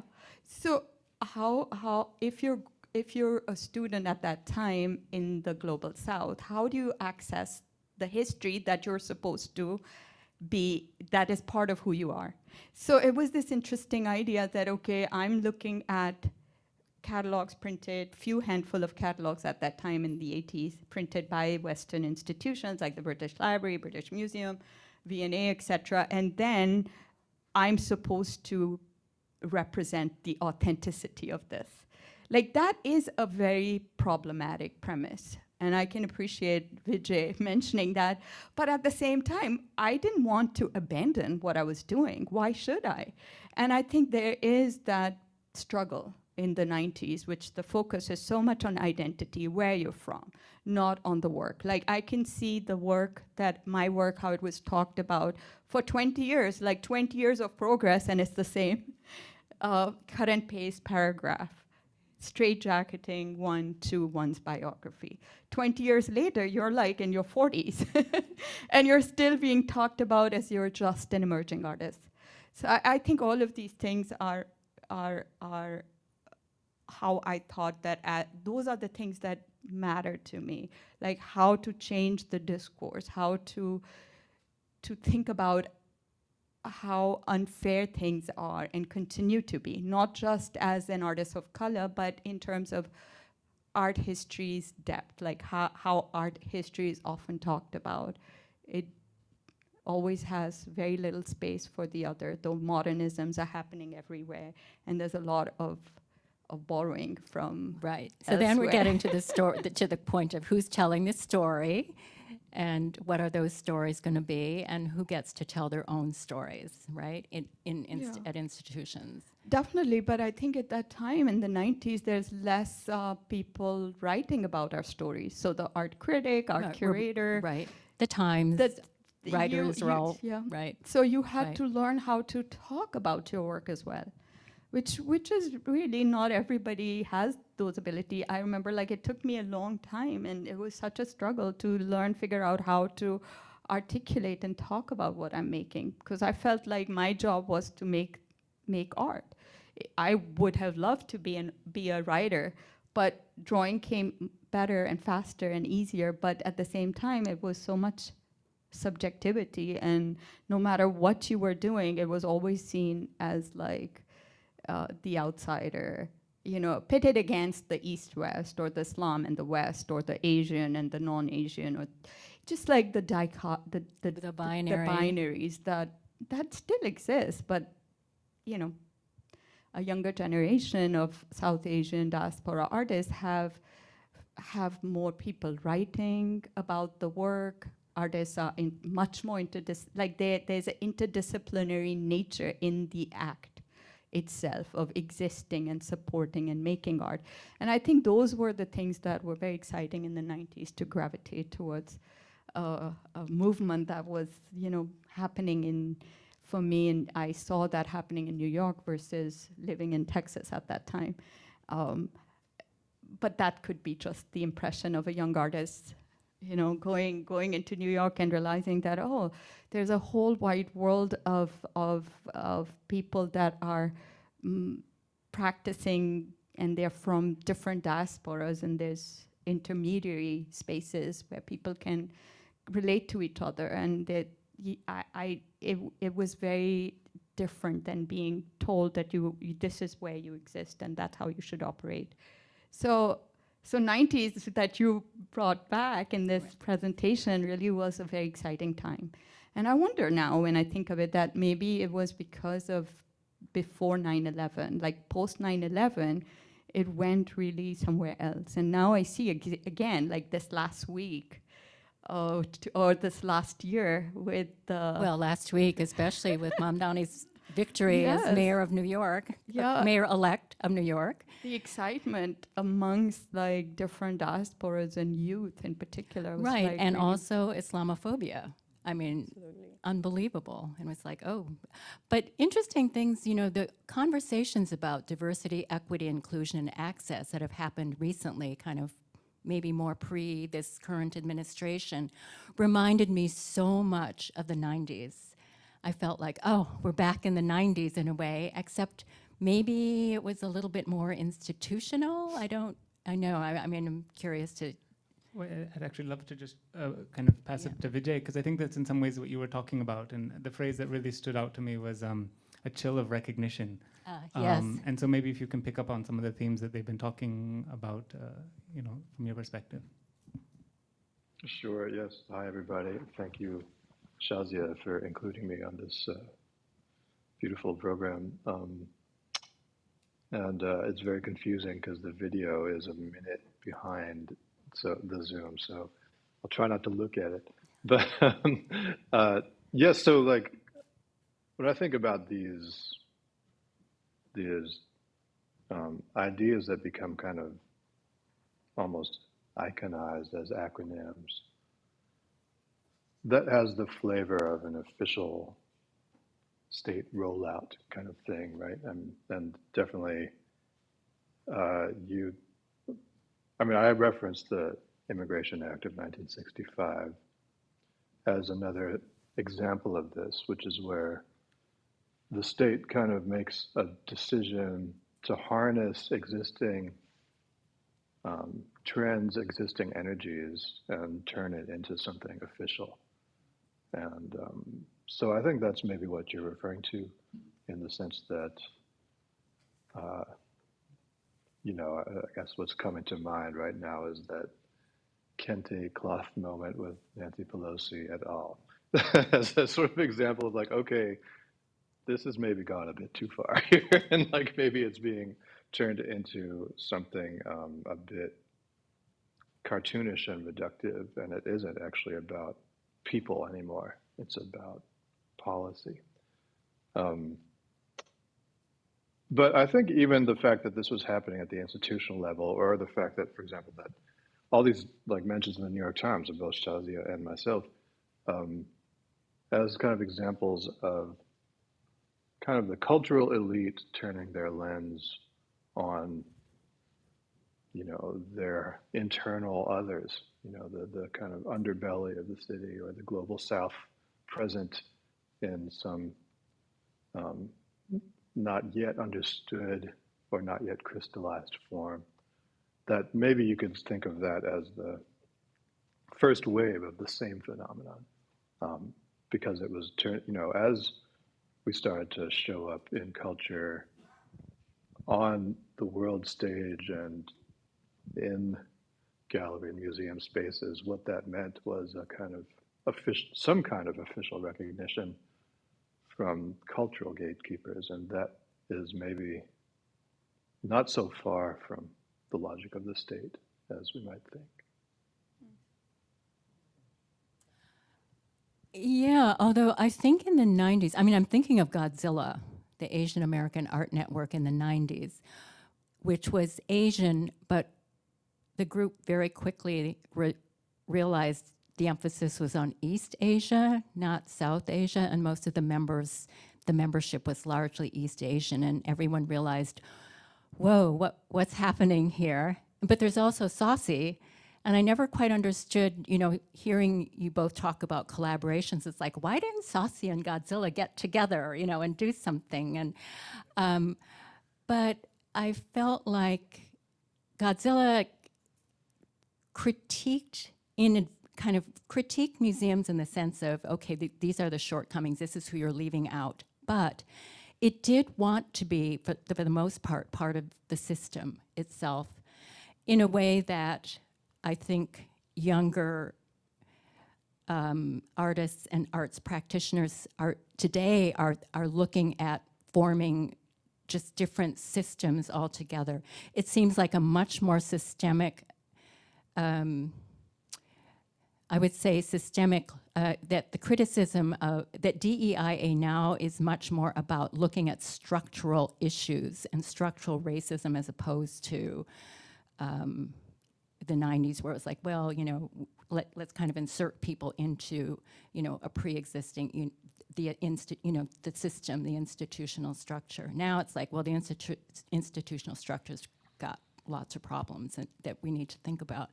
Also, like the New York Times, where are the writers of color? And that's which is partially being addressed, but not totally. But at least somebody's, there's some movement. But then there are all kinds of other things going on because of the internet, because of social media, and all kinds of other people, writers of color, writing about things that, so official culture is just kind of wearing down. It's kind of maybe not quite as, legacy media, maybe isn't quite as important. Maybe a review in the Times isn't as significant as it used to be, that kind of thing. Definitely.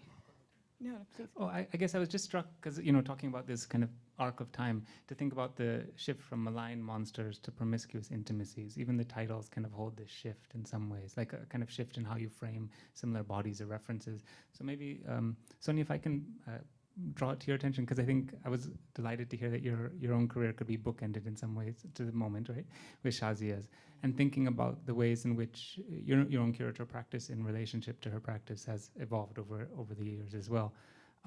Perhaps like a moment when maybe Shahzia's work helped you see a kind of, old, more traditional miniature or kind of Mughal miniature in a new way. You talked about it a bit, or perhaps how you've understood the relationship between those in new ways. Can you expand on that a bit?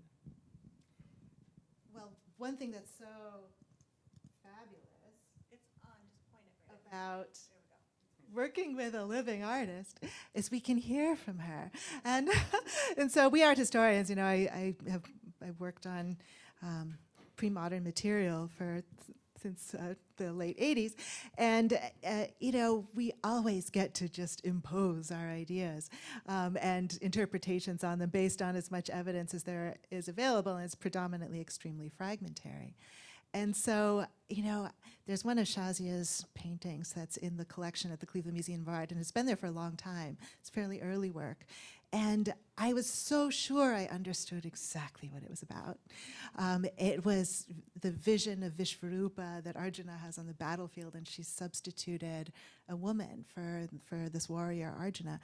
And I told her, I was like, I think it's so exciting that you did this. She said, oh, actually, this is more about Barack's ascent. And I thought, oh, but this just goes to show, right? I mean, how fabulously fluid across boundaries of even of Hindu and Muslim, for instance, can be. But what it has done is made sure that I take a step back in my interpretive exuberance to realize I don't have the ability to speak to these artists.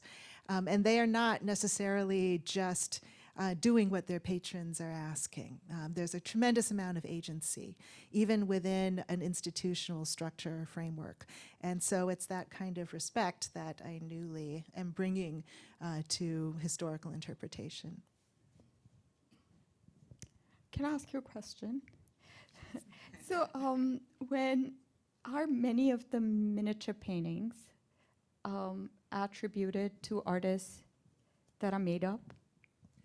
Not made up. Their names appear in annals, but almost no paintings are actually connected to works that are signed by the artists themselves. There are some. There are very precious few. However, there are also very many that, especially in the 18th century, there's this kind of revival of an interest in the Mughal ateliers of the time of Akbar and Jahangir.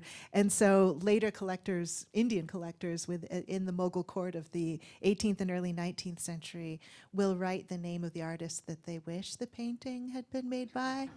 And so we get historical inscriptions that are fantasies by collectors who themselves are historical collectors. I remember when I first figured that out, it was just shocking.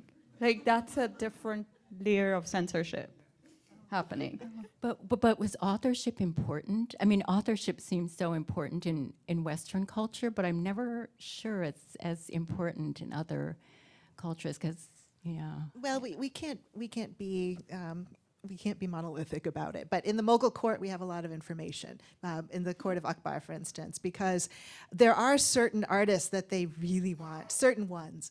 The ones, for instance, that Humayun, Akbar's father, brought from the Safavid court in Iran. If something is by that artist, they want to know about it. Or if it's a painting by an artist who achieved legendary status, Bihzad, the Timurid artist. And so that artists would be called, instead of by name, they would be praised as a new Bihzad, or he's a Bihzad of his day.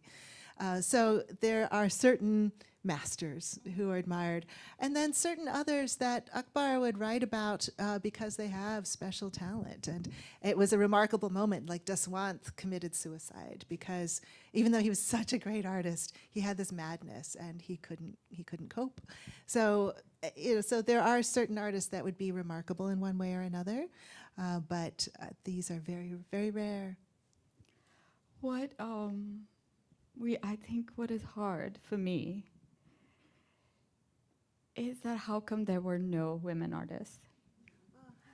So is that they got erased?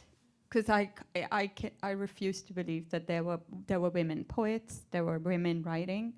Why would there not be attributions made to some women, even if they were made up? I think there were lots of women artists. The reason why male artists get mentioned, I mean, in the Mughal court, it's one thing. The Mughal imperial atelier was made of male artists. But there is still art being made, and in fact, the paintings were all kept in the women's quarters. So all the albums, all the manuscripts, everything were in the harem, in the women's quarters in the Zenana. And so women had the most access to them. Women were there. We have paintings of women making paintings, and the Mughal court a little less so. But places like Pahari, India, for instance, Vrinda Agrawal is doing a dissertation trying to find the female artists again. The trouble is, the trouble is we have maybe one or two artist names, and they could be either male or female. We just assume they're male. And also, it's the men who go to the genealogical registers who identify themselves when they bring the ashes of their dead to purify in the river. And the reason we know so many non-Mughal artists' names is because they list their names in genealogical registers and they identify their occupation as artist, and they say they're working for the Raja of so-and-so and they're from a certain place.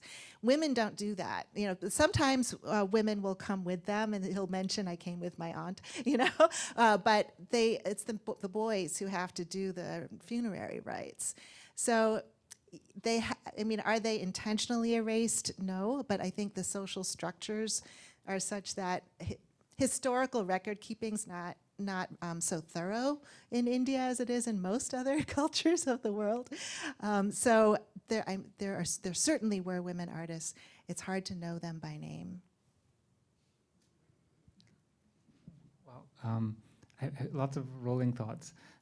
Two, and they're not quite connected, but I want to raise them at the same time. One is this idea of fragments in your work particularly, and in kind of some of the miniatures we saw earlier, miniatures. The idea of a fragment is something that kind of catches the imagination, or perhaps more insidiously desire or fantasy, right? So that's one question. And then again, not entirely related, is about this idea you said, you know, when you started, you were more of an artist and you didn't like to talk about your work, and that was something, you know, talking publicly around it, particularly in like press, was something that came later. So I'm curious how you learned is the wrong word, how you came into that. Because I mentioned to you before, when I saw Hava to Breathe Life and the kind of public controversies, I was stunned at the way you use social media and your voice to kind of shed light on it and kind of put a focal point on it. So I found that almost like an art form, right? Like you did it almost artistically, like the way you commented and engaged people. So I'd love to hear more about kind of how you, I don't want to use the phrase found your voice in that, but brought your voice out in that. I think we're talking about many years.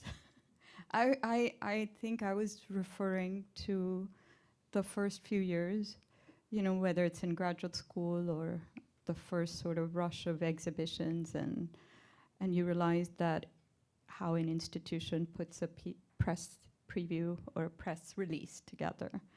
No matter, even if you wrote it, they will edit it and bring it down to a very, something that they say, dumb it down, or not now, I'm talking like a long time back, like dumb it down because the assumption is that a lot of people will not identify with who you are, which is basically quite incorrect, because America is full of hyphenated identities and people that have been, it's just that the visibility, the lens has not been visible on many of those people. So at that show that was at the Morgan Library, we fought to have wall labels for every work. And I was very instrumental in writing some of those wall labels. And I remember being told that people don't spend time reading.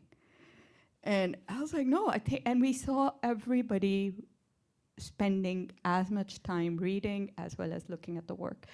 But I think there was a liberation there that you could talk about the work and it could engage with a lot of people. I think Morgan Library at that time saw the highest number of Black and brown people coming to a very wide institution. And from high school, middle school, it was because the content was not edited, changed, or used in a language that is perhaps a language that museums end up using, which is oftentimes very dated. So I think it's a combination of many things where you have to, if you're making your art and you have all these ideas and then you're hoping that somebody will get inside your head and learn about them, that's also very difficult. So it's a combination of many things where speaking and articulating about the work becomes another job altogether, but kind of needed and critical. So, you know, I would just say that it's important to have those conversations not by yourself in your head, but with other people. So I think the more people that started to participate in the conversations, the more the language started to evolve and change. And I think right now there's a lot of artists that, you know, that are leading the discourse, that are able to offer alternative language. Like, what happens if the museum's language can never really address artists whose work does not fall easily into the lap of Western art? Like, what do you do then? What do? You move on, you work. Like, I think a lot of people I engage with are often not people in the art world. They are scholars, writers, political theorists, or composers, or, playwrights and musicians, and everybody that is telling a story and is engaged in a language that is about historicizing their practices as well. And I think that's the best thing of being able to draw a parallel with other artists, is that we've now had almost 3 decades of making art, so there is a way that one can historicize that. I think the younger me then is like kind of struggling with how do you find yourself in a place where you're creating and making art. Like, I came here as a very young artist, so all the work that I've created is in conversation with the different communities, artists that I've worked and lived and participated with. So how come when you're discussing a South Asian American artist, you have to remove them from that context? And you have to go to a scholar at Nehru University to write about my art. How do they know anything about what I've been doing? So that was a very problematic thing that I found. Like, anything that I was making had to be validated by somebody from elsewhere. What about the proximity of Asian American artists in America? And I think that is a very big burden that a lot of diaspora artists struggle with and have been carrying, is that they have to negotiate this space, and there's so much intimacy and nuance in what they're doing, yet somebody else gets to frame their work. And I think it got more exaggerated post 9/11, when there's an emphasis on nationalisms and who belongs where, and who belongs from within a culture and who's more authentic. I actually remember reading a quote from you about the Morgan Library show a number of years ago, and I'm not going to remember the exact thing, but the basic tone was that it did really well and sold out all the time, despite the challenges to mount it, right? And the kind of, and it's hearing you talk now, there's this way in which that's actually making space for others, like the ways in which your show was maybe that it was a push to get in there, that you had to like rethink about the labels and you had to present it, and there's this idea of you needed to present it differently to be legible or to make it meaningful to people, but then that it was sold out and that it was constantly overbooked. I love that you brought that forward to make space for kind of future exhibitions and things. And so again, to pass it up to the digital world, Vijay, if you don't mind talking a little bit about, I think similar, first of all, I wanted to say it was a joy to hear you narrate a musical performance. I would love to have that as a new genre. I thought it was really enjoyable. But also maybe the play in your work between bringing people into feeling through music, say, bringing people into an experience through word or discourse. Yeah, thank you. I couldn't tell if it was intelligible, me speaking, and I'm kind of loath to speak over music of any kind, mine or anyone else's. But I kind of stumbled across this forum about a year ago, because I had to give a talk to a bunch of music theorists, and particularly having the chance to narrate a piece of music from within as it's being made, and particularly because what you were hearing in that particular piece is like it's being formed as you hear it. There's no like pre-existing form. There's just something that emerges from each of our choices, and so we're all discovering it together. So actually what I'm trying to do is narrate that experience of discovery, and really draw attention to how unfixed it is and how experiential it is. There is I guess I was inspired by, there's a brilliant Black feminist scholar of music and literature named Daphne Brooks, and she does something. She hosts actually often at conferences it's kind of like it's almost like a party game. She calls it critical karaoke, where people basically give talks with and along with and over a song, and that it's only the length of that song. And so then you kind of have to engage with what's happening in the song. And then what you find is that the musicality of it gets into your language. And so I was interested in that because it actually made me find some different language, and that's maybe to your point about how do we write about anything we do. I mean, I did find also similar to what Shahzia was just saying, that on the one hand, like you'd make these really like painstaking, you'd spend all these hours like trying to craft the exact language in a press release to help critics and presenters understand what they're dealing with and just equip them with the language, because they otherwise are going to stumble around with a bunch of cliches, and probably it'll just be this like constant mist of microaggressions that you can't get away from, So this was like a way to sort of bypass that, or sort of forestall it, was like, what if we create our own language? And I started, even with my first album onward, writing liner notes.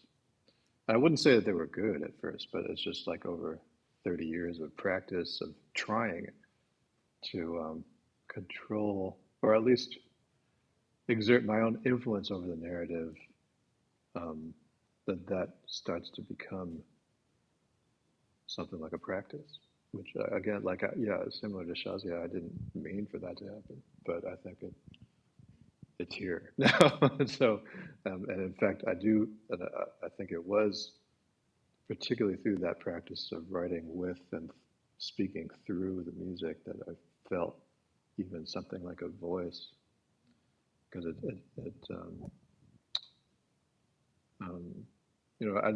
I've kind of been ambivalent about claiming the title writer, but that was probably because I couldn't really imagine an audience.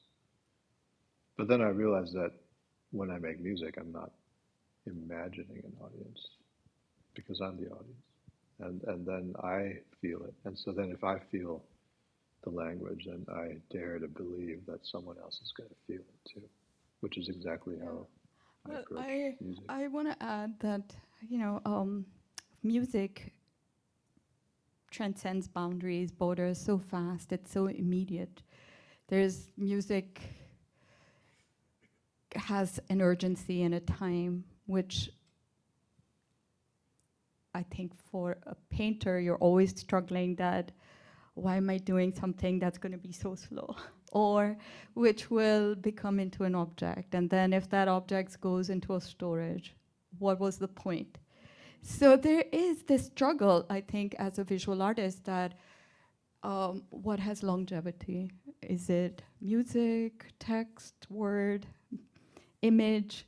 And it's a great conversation with other artists to understand, like, okay, how do you deal with the inherent nature of language? And for me, I think that's what propelled me into seeking collaboration. So if I could draw, then maybe I could use the drawing as a libretto. If I use the drawing as a libretto, then I could collaborate with a composer. If I collaborated with a composer, then that score could help aid the narrative in the visual animation. So once it started, like, drawing became the connecting tissue. And then drawing became about movement in time and space as well. And that's how I see the miniature paintings, that when you look at them, they feel so alive, as if they were just finished, like they were just painted. And I felt that as a student in Pakistan, I was looking at their facsimiles. I was looking at their printed version in a catalog, not the actual material. When my first encounter happens with the actual material, it was like it was so melancholic and sad, because it felt like all this material history exists in Western museums storage at their discretion, when to share it with whom, what to publish, and most of the time the funding doesn't exist to even archive it. If it doesn't get archived, it's existing, but it's like ghosts. So there are thousands of works that you would never even know, which is very different from, say, growing up in the West, going to museums as a young student, as a middle schooler, becoming familiar with your history. And there's a linearity you create. Oh, this is who we are. But the rest exist in a truncated space. So for me, that was like, okay, how do you dig into those archives and then look at piecemeal information, like one thing here, one thing there, one thing there, and you're supposed to now create a narrative. So that's where I was thinking of philosophers like critic, like Shahzia Hartman, who then her critical fabulation is about how do you insert the lacunas, the gaps that exist in the archives, and that I feel really, as a visual artist, as an artist, I can take the liberty to retell the stories, or to look at the miniature tradition in different ways, and not necessarily just by what has been passed on, that this is how you're supposed to see them, or this is what the meaning is. But if I asked an art historian to take that type of freedom, I usually am told that you can't. But then I wonder, like, why can't you? Because who is dictating this is how things are? It's always the highest bidder that gets to tell the history. And it has been told from just one perspective, or maybe very restricted perspectives, which obviously there's a whole history of colonial histories of things that have been taken from one place and put into another space. But so I feel like art history can also benefit from taking more liberty in telling, like shaping the narrative and the arc, and digging a little bit deeper than just focusing on Asian artists that are commercially successful. Because that tends to happen. Like, there's a lot of focus on commercially successful Asian artists, but what about the deeper histories where there are Asian departments, Indian department, Indian Asian departments, that at that time there's contemporary artists making art post-war elsewhere also, but none of that material ever surfaces in the way American museums are constructed or laid out. And I felt like, for me, that was really important, to be able to bridge that gap between what is considered contemporary and what is considered tradition. Like, there's no set time in which things have to be understood as traditional. And that's the problematic in the language, that I was making art in late 80s, but I had to be seen as a traditional artist. And that is so unfair a label on a 20-year-old artist, that you're a traditional artist. Well, you're making art in your time, in your now, in your present, in your moment, but somehow the lens was like, oh, you're a traditional artist, so you can't perhaps possibly be thinking in a more critical manner. So I think that kind of layers of how the prism of identity on artists of color became very restrictive. So I think that's where one is like pushing back and trying to step outside of those confines of representation, but also questioning that, I feel like miniature paintings can be seen from multiple perspectives and multiple languages and traditions of practices, not just one way of making art. And if I will take that liberty that, okay, in 1605, you can look at a Renaissance painter and you can look at a Mughal painter, and that there is trade routes, there's information being shared, but very rarely will you read in art history that Western Renaissance is also taking inspiration from Mughal India. It's usually the other way. Totally, yeah. Well, that's, I think we could keep talking for hours, but actually we're at time, and I just wanted to say thank you for our panelists, for our wonderful speakers, Eugenie, Sonya, and Vijay, and Shahzia. And I also want to say it's such a delight to see your work in person. This is my little sales pitch for the Cantor. It really is kind of remarkable to go upstairs and see it in person and just be stunned by each work and kind of, allowed to explore it in a way it's not always possible online or in books, so please take advantage of that. So first, if we can all just congratulate Shahzia for an amazing show.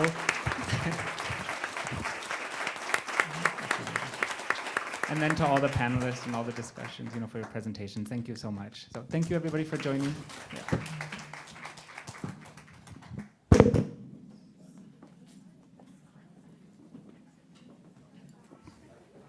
Thank you again, everyone, for being here, and we hope to see many of you here again tonight at 6 o'clock for Shahzia's talk.